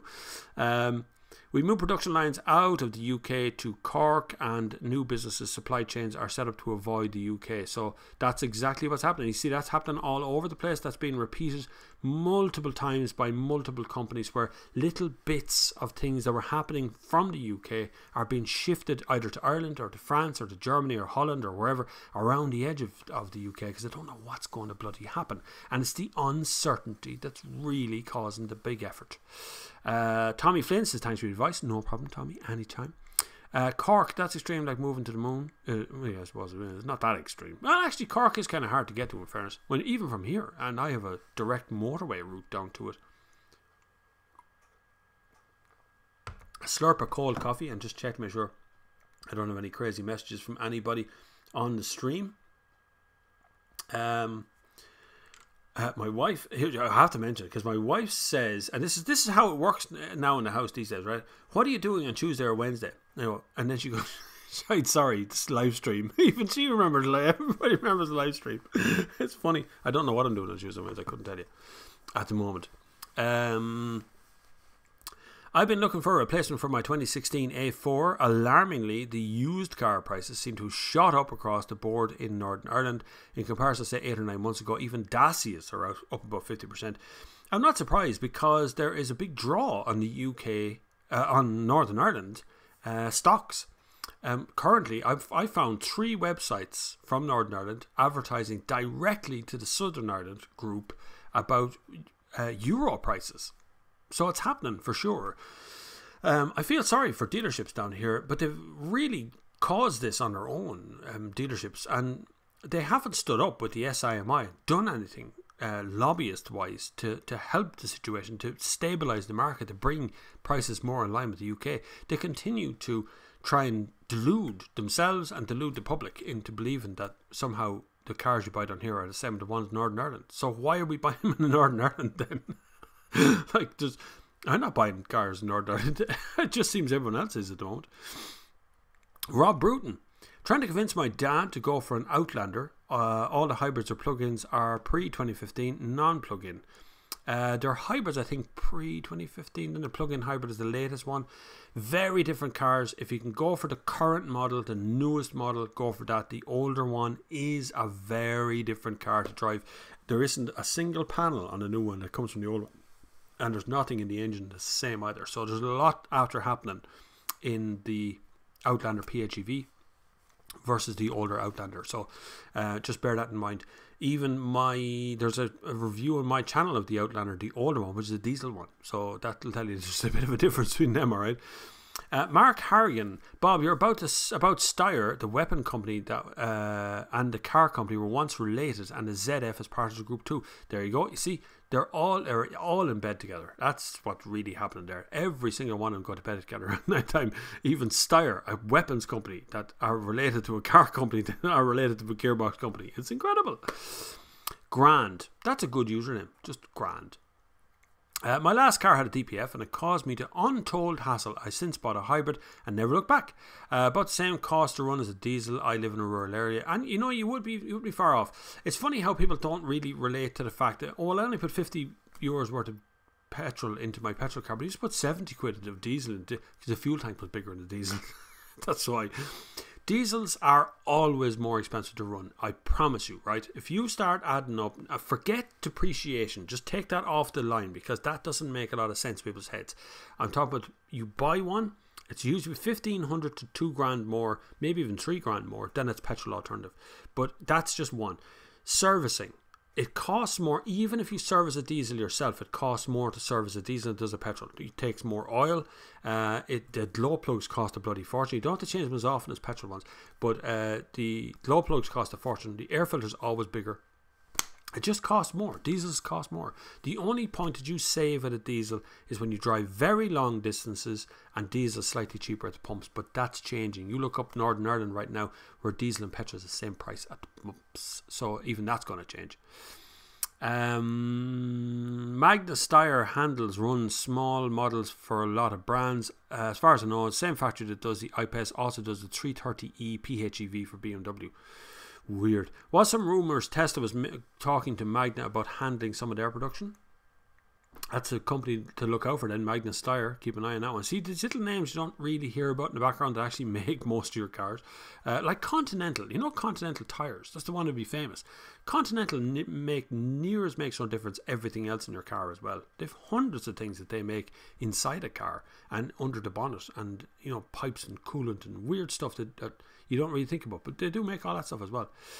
VAG coolant contamination in newer models is a common issue at the moment. There is a small silica pouch in the expansion bottle to stop discoloration. It can leak into the coolant and clog it up. Google it. No, there you go. Andy McAfee has come up with the answer for that one.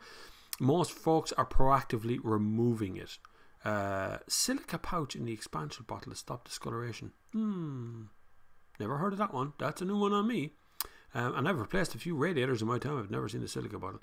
Anyway, Mark Harrigan. The most famous one Magna Steyr built is the G-Wagon class, G-Class, which is nicely covers most of the cars we've been talking about today. There you go. See, this is all related. It's like a conspiracy here.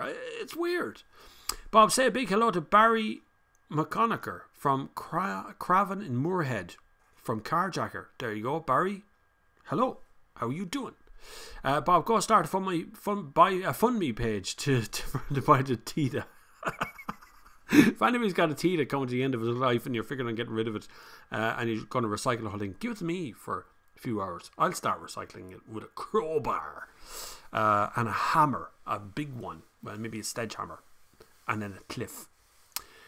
It's the car I hate the most. It's just it. It's not the only one, but it's certainly the one that stands head and above shoulders above everybody other car. Every time I think of it, my throat gets itchy.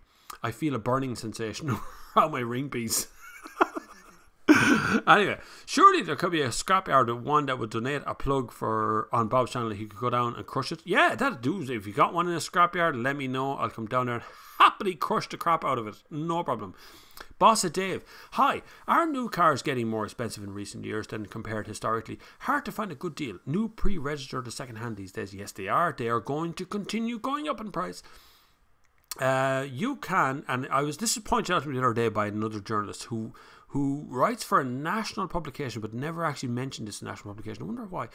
You could go into a BMW dealer today and buy a BMW 3 Series for about 35 grand. In March next month, when WLTP properly takes effect, it'll be closer to 45 grand for that same car. And come September this year, when WLTP properly kicks in, it'll be about 25% more expensive to buy a new car than it was 12 months ago.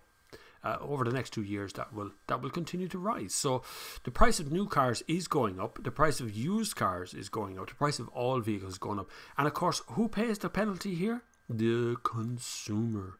Because you have no spokesman out there dealing on behalf. None of the big, we'll say prime time or any of these guys want to talk about it because it's too complicated and there's too much chance of upsetting advertisers. So they get people who they can control the talk from, and they know they're reliable sources, but they're not necessarily working on behalf of your best interest as consumers. So that happens all the time. I don't really want to mention any names because a lot of them do very good jobs out there, but some of them do crap jobs. Just yes, man. Rob Bruton. I'd love to see a Tita crushed. Me too. I'd love to see all of them crushed, just lined up like lemmings. Me with a sledgehammer. It's like a fantasy stuff. I need a few moments alone and a bottle of Vaseline. My auntie bought one for some mind-boggling reason, and it was such a hateful machine. It's hateful in every way as well. It's not even design. I hate looking at it, but I don't mind if you look at a car. Like I can look at a SsangYong Rexton and go, is it Rexton? Whatever the big 7-seat thing that looks like a child's toy. That's my second hated car. But I can look at the outside of that and go, that's an ugly car. But inside, it's actually okay because it's mostly Mercedes and it's got lots of seats and there's tons of room. You can lie down in the middle of it. It's a pretty cool car inside. But the Tita, nothing is good in the Tita. Nothing. It's just a hateful machine inside and out. It is just the worst thing that was ever invented. It looks dreadful. It drives dreadful. The engines are tuned weirdly. The gearbox is crap. The clutch pedal is so far over to the left that you might break your ankle trying to change the gears. The brake and the accelerator pedal are so close together that when you want to brake, you might accelerate. You can't read. It's just go on. It's terrible. I was asked to review a Tita. I don't know how long ago it was. It's got to be 7 years ago now for a UK magazine. And I sent him the review and he sent me the money from the review but never published it because it was just like kicking it to pieces. It was terrible. It was funny, but it's funny on my behalf. I still got paid. I don't care whether it got published or not. I need to test some Toyota cars as they're going to be big sellers soon. They're not really spooning. A lot. They will in the one. I'll get around to test them. I certainly will test her. I always test everything, but Toyota marketing has gone a little bit odd. So they've had an internal change of people in the company, so marketing has changed, and that's what usually happens. So they're marketing directly to the end user now. They don't want to talk to the press. They don't want to really give press releases and things out, so they tend to push very heavily towards the consumer. Don't buy a car in Ireland unless you trust the review of the car. And that's not watching someone, this is our first look at the exterior. Isn't it lovely? That is not a review. Okay? Reviewing takes years to get good at it. It takes years of experience. I drive maybe 200 cars a year or more. I can't tell you. I don't know, 2 a week plus international trips. So maybe 300 cars a year. It gets very complicated when you get to that level of it, and it takes this huge knowledge and depth of knowledge. So when you're reading or looking at a review or watching a review, whatever it is, be sure they understand what they're looking for, and be sure you're hearing words like, in my opinion, this is not very good, or I don't like that, or I do like this. That's an opinion. That's what you're looking for, not just a first look at something and here's the exterior, here's the interior, look at this, not brilliant. That's just... You can't like every bloody car, you know. Declan McCarville says, great show, Bob. Keep up the good work. Thanks very much, Declan. I'm falling behind the numbers again. Paul O'Dwyer, is new Ford Focus ST worth buying, Bob? It's pricey. Ford Focus, don't know. I don't think so. It's very expensive, isn't it? The Ford Fiesta ST is an epically brilliant car. I mean, brilliant car. Now, I did set fire slightly to the brakes of it the other day on Mondello. Sorry, Ford. I did, though. Just a little, there was a little flame though. There was a little flame coming off the brake pads. It was fine though. It went on a cool down lap and that flame went out, so it was okay. And it all went back to normal and nobody complained that the car wasn't working, so it must have been okay. But Ford Focus ST is a tough sell. I would prefer Focus RS. Now that's a car, that's a monster car, but the Focus ST is a little bit wishy-washy for me, and it's fairly expensive and you don't get a lot of kit on it, unfortunately. So I wouldn't say that would be the one to go for. If I was buying a car like that, I would probably go the Volkswagen Golf GTI or something, where you're buying a very carefully crafted brand that is designed to do what it's doing. So that could be probably worth a little bit better of a look for you. Peter Dolan has been gigantically generous as well and give us on the super chat, says starting the funding for the Nissan Tida because we'd love to see the video of it being driven off that cliff unsurprisingly cheap on Dundeal. I love it. I love it. Okay, if we can find a Tida for $5, we're going to buy it and drive it off a cliff somewhere. I'll find a quarry. Actually, I know a man who owns a quarry. This is getting better. There's a plan coming together here. This is like Face or A-Team. Dun, dun, dun. Oh, I can't sing that. Do you know, I read the other day on YouTube that they actually, if you whistle or hum or sing the tune from something, that could be a copyright strike right there. Whoa. Man, it's getting fairly serious here on YouTube with the old copyright strikers. Notice I don't copyright strike anybody when they steal my content, which people have stolen my content over the year. I've seen it.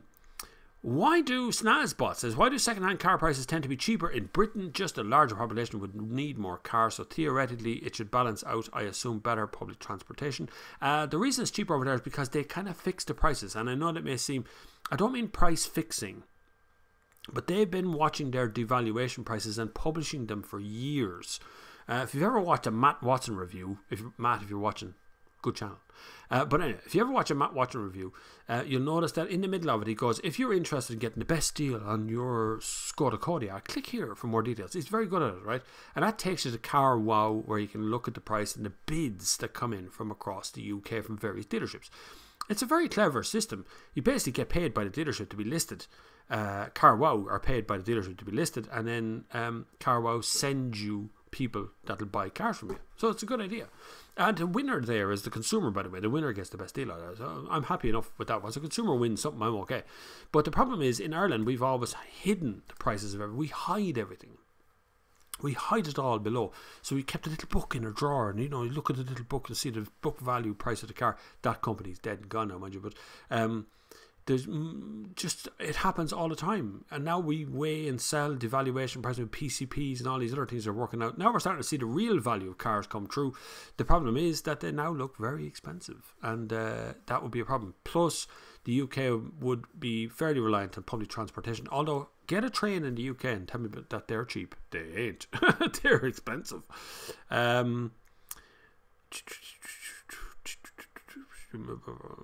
Cross actually makes a good point. He says, we laughed at the time. The Brits can't possibly be that stupid, but one of my UK citizen colleagues at the table said that we really should take it seriously about Brexit at the time, that they couldn't possibly be that stupid about leaving the EU. But of course, here we are. Next month it's supposed to happen, and that's it. End user unit cost reduced produced cars will keep production to mainland EU and simply post a handful to Ireland rather than have to ship millions of vehicles the other way at consumers' cost.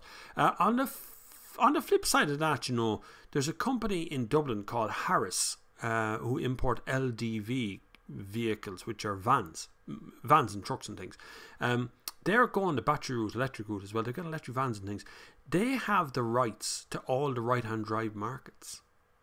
So I wonder how they feel about Brexit, in that they'll be taking in the vehicles from China and then exporting them to the UK from Ireland. I wonder how that works with Brexit there. Good evening, says the man from Greece that I can never pronounce his actual name. I do apologise. It's written in Greek, so I can't speak Greek. Although I was in Greece years ago. It tells me how many people are watching. At that point it was 151. There's still over 150 people watching, so if you could click the like button, it'd be lovely. Thanks very much. You can also support the channel in multiple ways. There's lots of links down below there for Patreon, PayPal, and Super Chat here in the actual live stream if you want to. This of course gets regurgitated at a later stage into a podcast, of which I've had so many letters of complaint because I'm such a miss at uploading the bloody things. I'm really bad. I'm sorry. I do try and keep up with everybody, all the questions and all the answers and all the podcasts and all the live streams and videos and Instagrams and all, but it's just me. I'm the only one.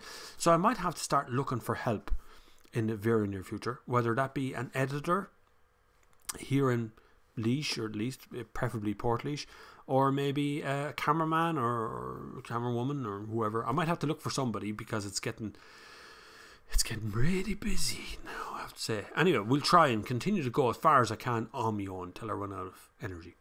Michael Hegarty says, I agree with Bossa Dave above. New car prices have definitely gone way up. They are way above inflation, and really bad value for money out there in the new car market. PCPs have pushed up new car prices. That is true, because finance is pushing it up in percentages and guaranteed minimum future values, and it goes on.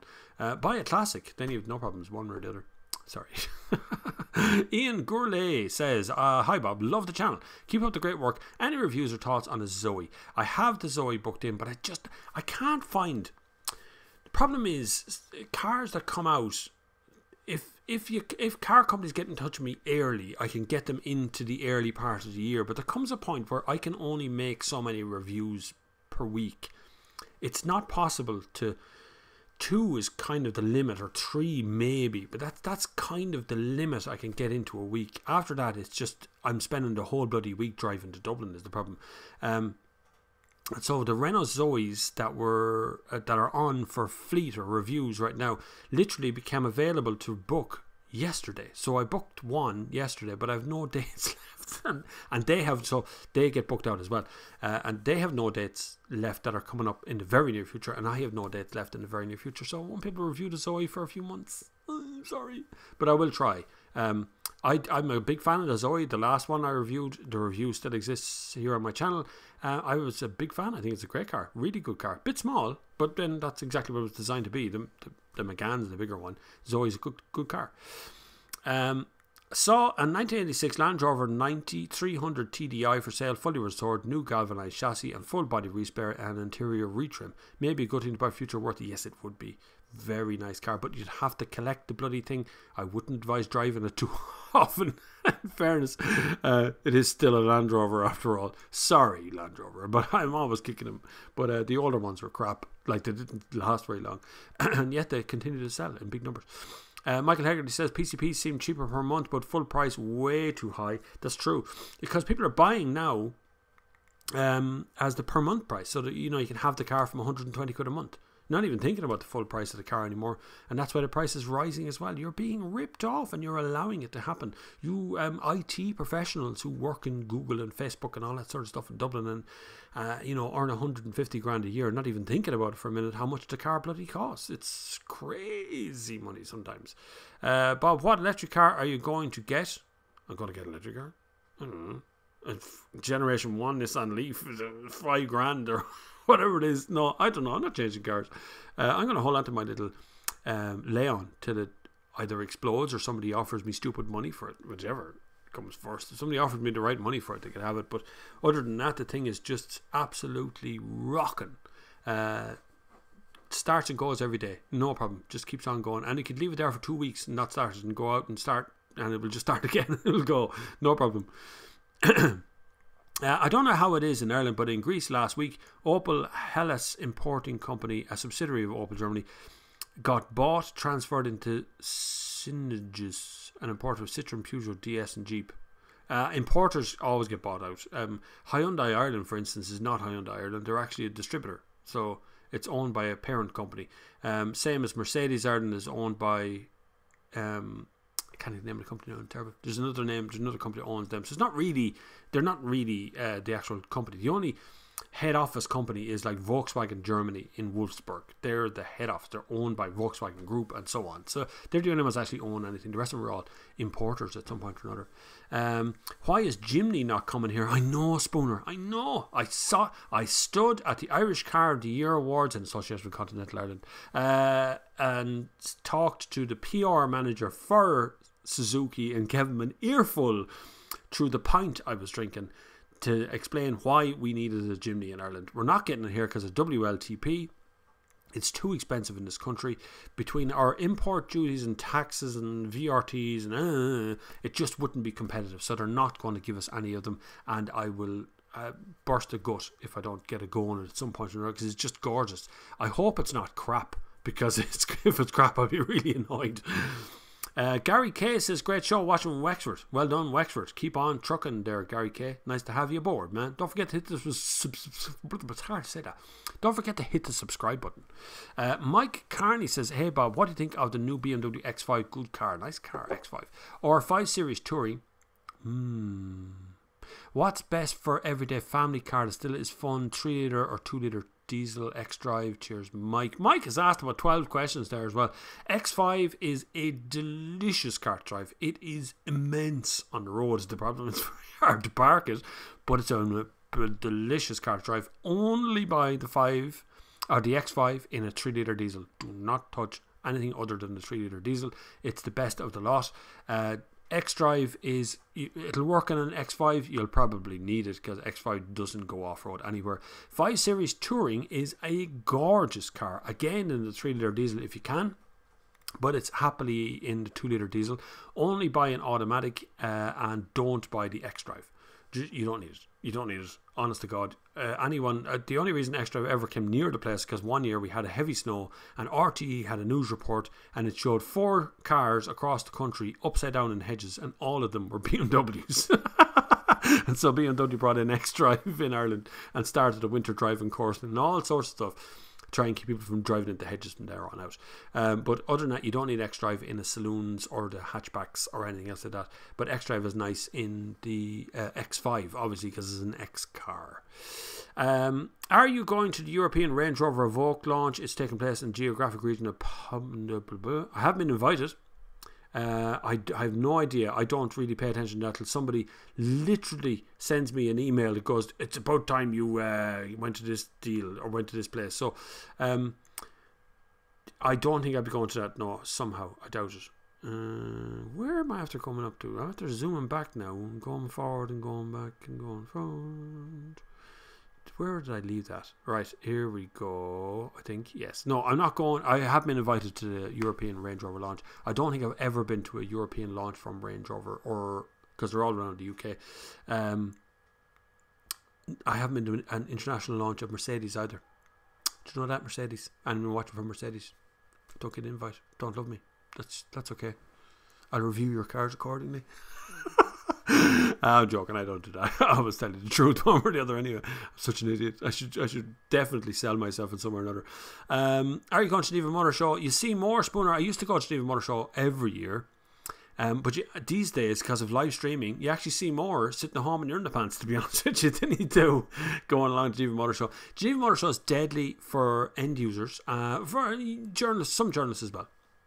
Because you can It's just one hall, and it's in the airport. Well, kind of in the airport. You walk out the front door and go across the way to the hall. It's just up the road through the car park.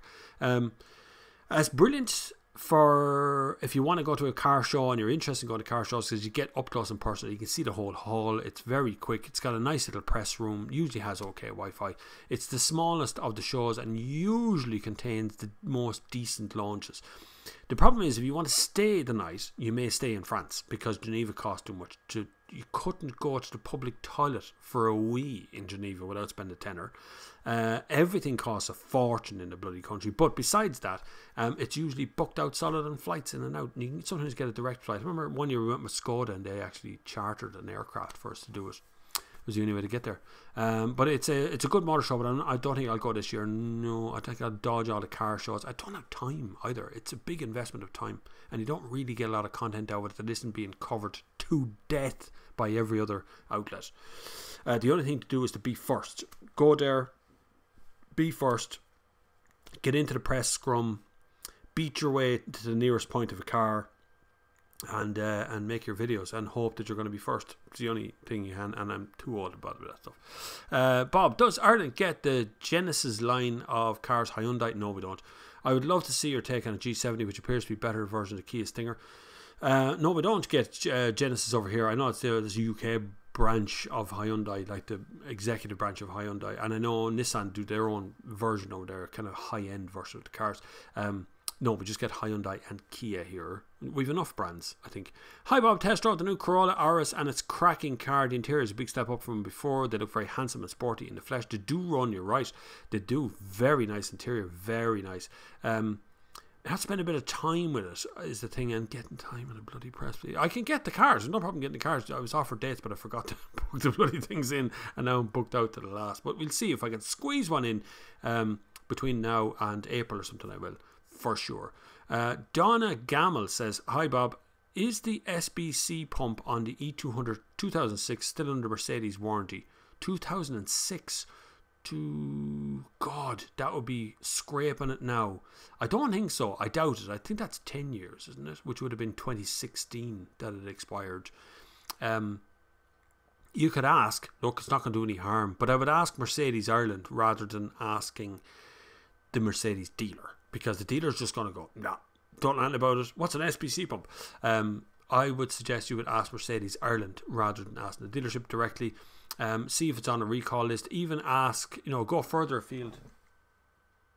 I literally mean a falcon just landed on the back window or the back fence of the house. Would you believe that? What the? He's beautiful. Sorry to interrupt the live stream for just a second. I'm just going to take a picture. He's just took off a falcon out the window. That's amazing. I've never seen one land around here. It must be mice or something. Deadly. Anyway, sorry. Back to normal. Mark T. Hi Bob, what's your experience of Chinese car brands? Loads. I love them. I'm moving to Asia later this year and trying to decide what car to buy. Need to know if it's worth taking a punt outside the mainstream brands yet. It is, for sure. There's a good car company that I bet on a while ago called Brilliance. They make some nice cars, and there's a few others in China that make those kind of cars, and most of those cars don't come outside China in the first place, so you probably won't, unless you're in China, you probably won't even see them. Even if you're in parts of Asia, you probably won't see most of them. But you'll know, the minute you sit into the car, you're going to know whether it's any good or any bad. Generally speaking, they're still warranty just like everybody else. China are pumping out cars. China are going to dominate the electric car market in the very near future. I tell you, that's definitely going to happen. But besides that, if you're going over to Asia, just if you really want to for sure, you'll find that Nissan nearly make everything. Toyota almost make everything else. And then all the rest of the cars buy all their parts from Toyota and Nissan anyway. So you're probably buying the same car anyway. Good answer. Rush Catterall says just stick with Kia and Hyundai. You can't go wrong. You can't. Korean brands, they're everywhere. It's the exact same car. They're all made in Korea as well. Colin Whelan says, hi Bob, just back from a spin in Tralee for last night's match in the Corn. Brilliant. I actually saw your post on Facebook. Thank you very much, Colin. Yes, the Corn is good, isn't it? For a long range drive, it really is. I was totally blown away by the range of the thing. It's too small in the back seat. It's a very small car for the price. Like, if you take away the discounts, not discounts, but the grants that the government give you, which amounts to me in about 10 grand, that's a €49,000 car. Like, it's eye-wateringly expensive. But it's quite small inside as well for what you get. Like, you could buy the Hyundai Kona petrol for 20 something, 23 or 26 or something like that.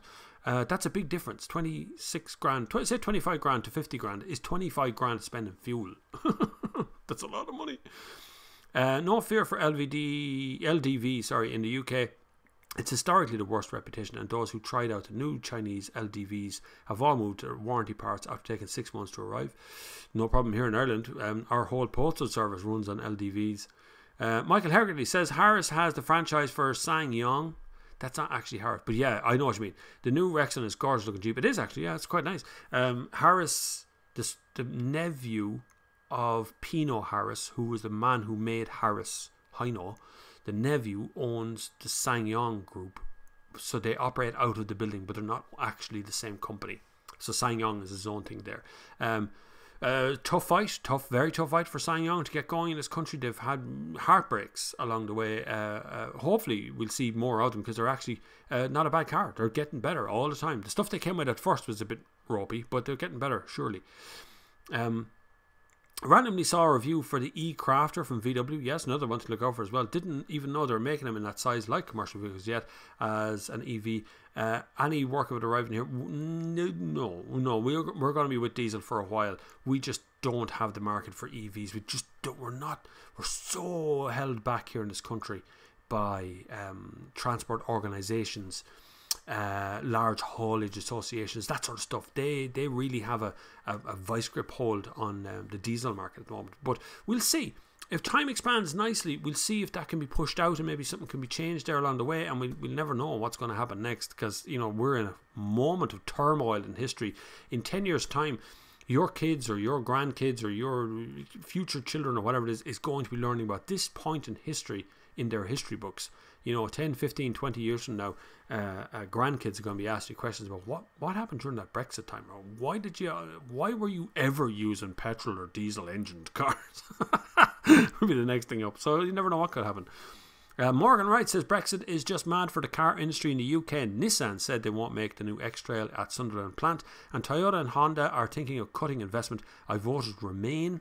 I would say most sane people in the world voted Remain. I think it was insane in the first place to even call a vote and get away scot-free, which was what do you call his name there, the old Prime Minister, who just walked in and went, we're going to have a vote. Right, we'll call a vote on that. Right, we lost that, I'm resigning, bye. That was it. That was wild to even call a vote on it. But anyway, the landscape has changed. People are better informed now. I'm not too sure what. I wonder if they call a vote in the morning, what would it turn out to be? Would it be 51-49 the other way around? I don't know. Really want a Jimny now, but only because due to LTB I can't have one. That's the same thing as well for me as well. Hello, personally I think the car industry won't die because it's too important. It will reduce the likelihood that new car manufacturers would choose the UK as its headquarters. Kind of. It won't die, but I do foresee a point where, like what Volvo's done in Sweden and in parts in Poland, I think as well, Denmark maybe too. What they did was you pay a monthly fee. I think it's €600 a month. Get me, might be wrong on that, but anyway. So say it's €600 a month. That pays your tax, your insurance, breakdown cover, and allows you to have whatever car you want from the Volvo range. So if you want to have an XC90 for the weekend, they'll deliver that. It'll be outside your door. If you want to drive around in a V40 or a V60 or S60 or whatever it is you want to drive, that'll be delivered. And that's yours. It's just kind of, it's like this insta lease, rather than you're leasing a car for 2 years or 3 years and it's the same car. Just have whatever car you want. And I think there's a break point coming where that's going to be the version of ownership that people want. There are companies right now. I was contacted by a company recently. I can't say their name. I can't say their name. Anyway, they contacted me to do the same thing in the UK. They wanted me to front a video for them. I turned it down because it was too markety, like selling out or something. Anyway, so that kind of idea is coming, where you will pay a lease fee and you can have whatever car you want that company happens to sell. So that'd be a really good way of keeping people going. But we'll see what happens. Michael Patton, hi Bob, new subscriber. Good to have you, Michael. Welcome to the channel and welcome to the community. We can join us over on Facebook as well, by the way, where all week long people are asking questions of each other, usually, which is deadly. Enjoy the channel a lot, thank you. Supposed to be picking up a Hyundai Ioniq BEV during the week. Am I daft? Ioniq? No. The last two cars were 01 Partner followed by an 08 Berlingo. You're going to find it a little bit different from a van. Ioniq's a good car, no problem with Ioniq. It's really good long range, decent car. Hyundai is doing great work. I predicted 5 years ago that Hyundai would dominate parts of the electric car market because they had a wash of cash and they were investing it all into electric at the time. And here we are. They are dominating the electric car market and they're going to continue doing it. A bit expensive, but they're dominating. Ioniq's a good car. You'll have no problem. You're not daft. You'll very, very quickly get used to the idea of how it works, what happens, how you do it, and you're getting in at the right point of the market. So you're just ahead of the curve of everybody else. Expect to hold on to 5-10 years. That's the way to do it. Road tax in Ireland is expensive. Why? Because the government are really greedy. That's basically what it is. The easy way to work it out is if you sell 100 cars and the tax on them is €100 each, you know exactly how much money is going to come into the exchequer, the government coffers, every year. So you know, if you put a fixed rate of tax on all of those cars, you know exactly what it is. For years I've been going on about road tax going on to fuel, that we should be taxing the fuel that fuels the car, because then you're taxing the people who use the cars on the road more, will pay more tax. Isn't that really straightforward? If you drive 50,000 kilometers a year, you pay the most road tax. If I drive 50 kilometers a week, I pay the least road tax. That's really straightforward. It's on fuel. So easy. The government turned that down. The Department of Transport said it was too complicated of a situation to put it in because they couldn't predict exactly how much tax would come in from that, right? But that was my idea years ago. I wrote an article for the Indo on that one. That's how long, at least 5 years ago. So other than that, the reason it's expensive here is because they're greedy. And it's easy to just keep on taxing the crap out of people who drive cars because we stupidly, by law, have to pay, whether we like it or not. We also, by law, have to pay insurance, no matter what price the insurance is and no matter how much they're going to charge you for it. Anyway, the e-Crafter has a similar battery capacity to the e-Golf, 35 kilowatts, so half of a Hyundai Kona. Can you imagine a Crafter the size of that yoke, full to the neck, and you only do 200 kilometers? The lads are going mad. But delivery vans work well. You know, stop-start traffic. You'd regenerate some electricity. Although there is a bit of debate over the regeneration ability of cars and how much more you get by regenerating. And I still believe that I actually get a bit further in a Kona when I turn off the regeneration. Because it's not slowing the car down. I don't have to use any energy to keep it going. It just kind of drifts on at its own speed. I quite like it. I love the competition with myself on electric cars. It's good fun. It's certainly not going to help. I don't know what that is. What is a Ford Falcon? What do you mean what's a Ford Falcon? You're on a car channel. You know what a Ford Falcon is. Go out to Australia and ask what a Ford Falcon is. You'll be shot in the face. G'day, mate. Ford Falcon is cars that were made basically in Australia. If you watch Mad Max, you'll see a number of Ford Falcons in it. If you watch most Australian car shows would have some sort of Ford Falcon. The other one was a Holden Commodore, was its competition direct. Holden was a subsidiary of Opel, which was a subsidiary of GM. They were all sold off in the end. Holden doesn't exist. I don't even make any Holdens in Australia anymore. But the Ford Falcon still exists. A big old V8, mate. Great car, brilliant car. Came in a Ute. Which is also brilliant to drive. Stupid car, but brilliant at the same time. I love stupid cars. The stupider the better. So like the Ford Mustang is like, yeah, that's thick. Why would you build a V8 right now in the middle of a crisis of fuel across the world? We're going to build a V8 and bring it to Ireland. Hey, I want one. That's what happened straight away. I'm not sure I can pronounce that name. Lulzim. I can't pronounce your last name. Sorry. I do try to pronounce everybody's name, but that one's beyond me. Greetings, Bob. I love your car reviews. Thanks very much. My only request is, while you review cars, to show us more interior space like others do. Again, love reviews, especially Alfa Romeos. Thanks, no problem. I do try and show you as much as I possibly can, but I don't want to be like other channels, because if I'm like other channels, then I'm just another channel. So, and there's only me. Most of the other YouTube channels are run by groups. So if you look at Car Wow, Matt Watson, he's got a little camera crew with him. So there's a guy operating the camera, which solves a crap load of problems as a presenter. So when I present, I have to remember all the facts and details about the car, and I also have to set the camera up, and then I have to edit the video as well. So I have to do all that stuff, which is good. But sometimes I forget stuff, or I just lack time, and I don't get enough time with the car, or whatever it is, or it rains, or it's windy, or it snows, or whatever, and away we go. So it's hard to do. LTV have a similar size van to the e-Crafter for general sale with a 70 kilowatt lithium ion phosphate pack. Was talking to LDV's UK and Ireland general manager beside 2 examples for an hour or so in 2017. Yeah, I was in the Dublin Naas Road not so long ago. We had a breakfast meeting morning. I'm the chairman of a group called the APMP, Association of Professional Motoring Journalists, and we're bringing in everybody to talk about the next year, what's forthcoming. I spoke. Mick McCarthy was there as well. We spoke. I got Mick McCarthy up to speak on stage about his football career and about managing Republic of Ireland and all that sort of stuff. But we also talked about cars, and I had a lovely breakfast with him. Actually, in fairness, we chatted for ages, and then he was gone, and he went off and did his thing. But while we were there, we were actually talking to Harris. It was in their headquarters, about their plans for buses, 40-seater buses, electrification of those buses, electric vans, all that stuff. It's exciting stuff that's happening right now in China and what they're doing. Very exciting. And they don't wait. Chinese people, companies don't wait for permission. Not like we do here. We try and do legislation, and we do a health and safety assessment, and we check it all out in 5 years of planning. Not at all. That's not how it works in China at all. They just go, let's just build a plant there. We start making stuff. That's what happens, and 6 months later they have a plant and it's gigantic and they're just making things, and that's kind of what to do. So it happens. Here, a lot of other countries, we still follow WLTP and the base version GL. It's the full version. Sorry, that's very complicated. I can't read that now. What about the Kona called Kuna in Portugal? Yeah, I know. There's a different. They changed the name in Portugal because Kona in Portugal is a body part or something. I don't know. It's something else. Anyway, it's language. That's what happens in languages. Hybrid is the best way to go, says Terence. Possibly for some people.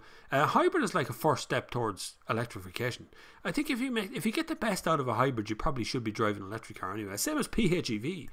If you're making the PHEV work for you every single day, chances are you'd be better off an electric car.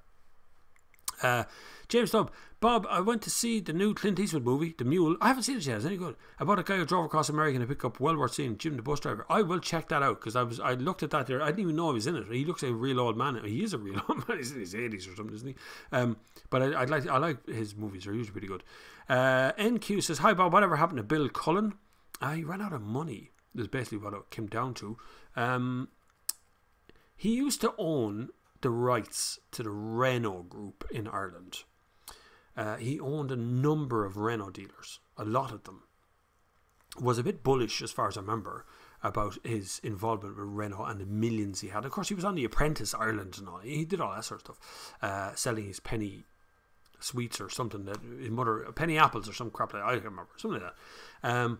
But then Renault, the group Renault, wanted to take the rights of Renault back from, so you wouldn't have a monopoly on dealerships in Ireland, and I don't know whether to force them out or there was a falling out or whatever, but Bill Cullen left the Renault group and left selling cars, and then came back in with SsangYong and gave that a try, and had a dealership. He had a couple of dealerships. He was involved in some dealership down in Carlow, and then had another one on the Naas Road selling SsangYong. But seemingly now he's backed out of it entirely. I don't know. He might be sick now at this stage, but he's fairly old now. Bill wouldn't be a young man. But he'd still be well known within the industry. But probably, there's a great expression in Ireland called dirtying your bib. He may have done that. And you don't go into business that far and get that far up the food chain without dirtying your bib in somewhere or another. So I haven't heard of him in a long time, whether he's still going strong or not. That SsangYong dealer on the Naas Road is still open, but I don't think it says Bill Cullen Motors over the door anymore. So I don't know what happened there. Shamrock says, do you ever think petrol heads of Ireland will be flushed out of parts of the country, go zero emission zones like Paris or London? No. I still, if you go to France, the majority of people in the countryside drive like a 98 Clio. You know, but they dress in Armani stuff, designer wear, but they drive a suitably chic crap car. So I don't know if it really changed a whole lot. Paris was a choking hole of a place to get through. Last time I was in Paris, I think I went to the Paris Motor Show or something. We spent 3 days in it, and we had to take an Uber motorbike to get through the traffic. It was that bad. Just to get around the place. Taxis weren't moving, nothing was going anywhere. It was dreadful. But yes, they do exist, Uber motorbikes. It's scary going through Paris at 60 or 70 kilometers an hour on the back of a motorbike, cutting traffic in half. Crazy. David Knob Cameron, that's the man. That's the man. The pig's head guy putting his penis in a pig's head mouth. I still remember him. He'll go down in history for that one. Bill Setting Rodius up on the Nails Road. He was anyway, Byron, that's for sure. I don't know if he still is. Couldn't you still import a Jimny from the UK? They're sold out in the UK as far as I know. Jimny, there is none left. James Dunn says Bill Cullen is still selling SsangYong cars across the road from Harris's on the Nails Road in Shakor. Is it though? Does it still say Bill Cullen over? I know he was in there. I was at the launch of that showroom. Himself and his wife was in there. He's a lovely guy. He's a really nice guy to talk to, but he definitely starts telling you all about his history of selling cheap stuff. Where are we? Right. Road tax on fuel you spend the right way. You journalists are our voice, so please try to get the idea forward. Thanks, Bob. See, I try my best to do these things, but nobody wants to talk about it because the government can just ignore a single journalist talking about it. And then the problem is the other journalists who want to talk about it are caught by advertising. So anyway, that's the way that happens. See, I don't not caught by advertising because YouTube kindly sort out the ads that happens here. I don't really think about ads. If you see ads, I didn't put them there. That's how that works, right? Annie McAfee says Boss Dave was asked, was it a Ford Falcon, not what is of reference to your bird watching? Oh, sorry. Oh, damn. The penny drops now. It wasn't that fast. I'm sorry. Stephen Cox says, hi Bob, are Peugeot 307 2005 facelift any good, or should I stay away from them because of bad reputation for reliability? 2005. Wow, that's an old car. That's a 13-year-old car. If it was going to go wrong, it has already gone wrong in that car. What you'd really have to look out for is things like oil leaks and electrical problems. That's the two things the older Peugeot engines get, but particularly older Peugeots get those oil leaks and electrical issues. So you're looking for lights that don't work. Look for dashboard lights that don't come on when you turn the keys and don't go out when you're starting the car. You know, you're really looking for really basic stuff. But if it's your only route, if you're looking at that car, I would tend to be that old a car. I would tend to look for something that's very well looked after, incredibly clean, and preferably Japanese. So like an old Toyota that year will truck on there, not a bother to it. Brian makes the point, hybrid self-charging from Toyotas, which is what they've coined the phrase. They got a lot of crap over that, to be honest with you. It's a poor phrase. They don't self-charge. When you park a hybrid car on the side of the road, it's not charging. It's not self-charging. It doesn't just charge up on its own. You have to drive it. What charges it is the petrol engine. What charges it is deceleration. That's what's charging a hybrid car. Make no mistake, they don't charge themselves. PHEVs, you can plug them in and they will charge from the electrical points that you plugged into. But other than that, a standard hybrid does not charge for itself. Suzuki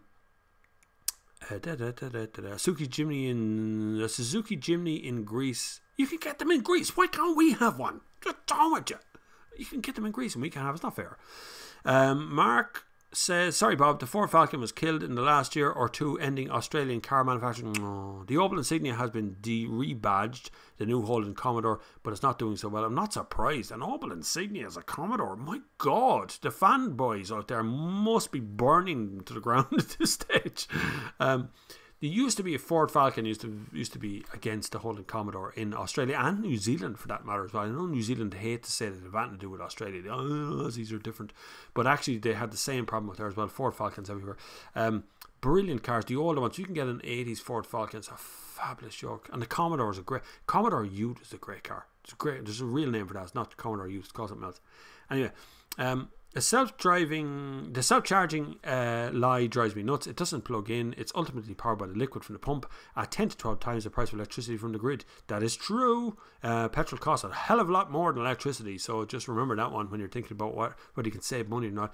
Even, I saw a little spreadsheet the other day, and I can't remember where I saw it. Someone made a spreadsheet. Don't know how truthful it is. But if you were to charge your electric car, take a standard Nissan Leaf or an e-Golf or something that does 200 kilometers, 250 kilometers, if you charge it from your electricity bill, from your own electricity, so you're actually paying for the electricity, and you're not on a night meter, which I'm not on a night meter, and my PHEV is charging at the moment.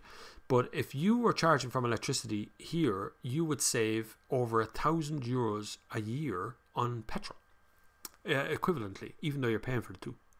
Also, I point out how I find it really weird that some Hyundai and Kia cars have indicators on the rear bumper instead of the main lights. Oh, you mean separately, bumpers on the, or indicators on the bottom? Yeah, that's just you just have to have indicators on the back of a car. It doesn't matter where they are as long as they're on it. Enjoy the show. First time here. Be back next week. Thanks, Brian. Very good. Have a good one, Brian. Any thoughts on the new Renault Clio, which was revealed a week ago? Also, would you buy a Polo GTI as an everyday car? I would, certainly, yes. Polo GTI is a great car. No problem with that at all. Cost €22,000 here. Buy it. Trust me. Buy it. Renault Clio, I have no real thoughts. Was it a refresh? Was it a real car? A new car? Brand new car? Was it new to the core? Or is it kind of a refresh version? We'll have to see when we get it here. We still haven't got it here. No launch here. I was on the launch of the outgoing Clio. That was a great car, lovely car. I have no problem with that at all. Would it necessarily be better to buy electric or petrol diesel cars nowadays? If you can make an electric car work, buy an electric car. If you see one you like, but remember you're going to be stuck with it for a while. The thing that's putting people off buying electric cars right now is range problems. So generation 1 Nissan Leaf 120 kilometers, generation 2 more like 200 kilometers, and then generation 3 and subsequent ones like 250, 300, 350. We're getting this very fast increase in range and scaring the crap out of people. They don't know when to buy. Kona right now is the longest ranging buy in Ireland for a pure electric car.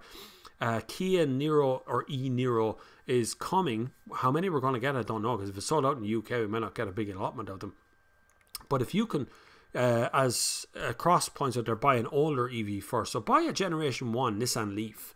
Have it checked. You can get a check done on those. You have to make sure they're still holding their charge. It's only going to be maybe 4 or 5 grand, 6 grand maybe, and you'll start your way into electric cars. If it works for you, you'll get your money back in 12 months. No big deal. It still costs you next to nothing to have the thing stand outside the door if you're not really using it. In Australia, they sell the American Chevrolet Cruze as an Astra sedan, and also GMC Arcadia, an American SUV, as a Holden. I love GM badge engineering. Yeah, well, unfortunately GM doesn't love the rest of the world. I'm scared to buy an EV today, as it may seem to be evolving like smartphones did every 6 months. There seem to be far better options out there. PHEV, I'm looking at more than halfway house at the moment. That's what a lot of people are, same thing, this exact same problem that everyone has at the moment, because the range is just going jump. People are terrified of being trapped with an electric car that they can't sell in sometime in the future. So that's the biggest problem. Ladies and gentlemen, we have run overtime again this week. It's now 4:05 right here now, and the sky has got very dark. But it's great to see a bit of a stretch in the day. I've heard lawnmowers going recently. I've heard a few different things happening. So spring is starting to spring. But be aware that we are due probably a bit of frost and snow over the next few weeks. I was talking to my friends out in Greenfeet, greenfeet.ie if you're any interested in them. They do lawn treatments. Anthony is starting a YouTube channel and getting it going. It's happening, slowly happening. We'll get there hopefully in the near future. But they tell me that we're looking at some weird weather that's coming up in the next while. But fear not, we are back here next Sunday for the Sunday service again at 2 p.m. We'll be doing. I'll do a live stream in a couple of weeks as well from the car going to Cork with Philip Nolan. We're going to drive down to Cork in a Peugeot 508, and tomorrow I'm in RTE. So if you want to follow over on Instagram, you probably see the live stories there, or the story thing. I also do some stories here on YouTube if you have the app. A bit clunky, I would say, and a bit hard to find the stories as well in the actual app, but they're still pretty good, very similar to Instagram, but you're probably much more likely to find me on Instagram tomorrow. I'm going to RTC Studios to launch the Seat Tarraco, and I'm picking up a Kia Proceed. I don't think it's the GT one. I don't know what I'm picking up. It's a Kia Proceed anyway, which should have in the morning. Hopefully you've enjoyed this Sunday service. You can of course support the channel on the links down below. It'd be great if you could. I'd love it if you did support the channel. It's always hugely appreciated and always goes back into kit and caboodle that we need to keep this channel going. I am a one-man band, so if I don't get your message, I am desperately sorry, but I cannot get every message these days. I really can't. I try and set them up for the Sunday service whenever I can, but we're back here next Sunday for another couple of hours, and hopefully you will join me then for the next part of the Sunday service. Until the next time, I will see you on the far side.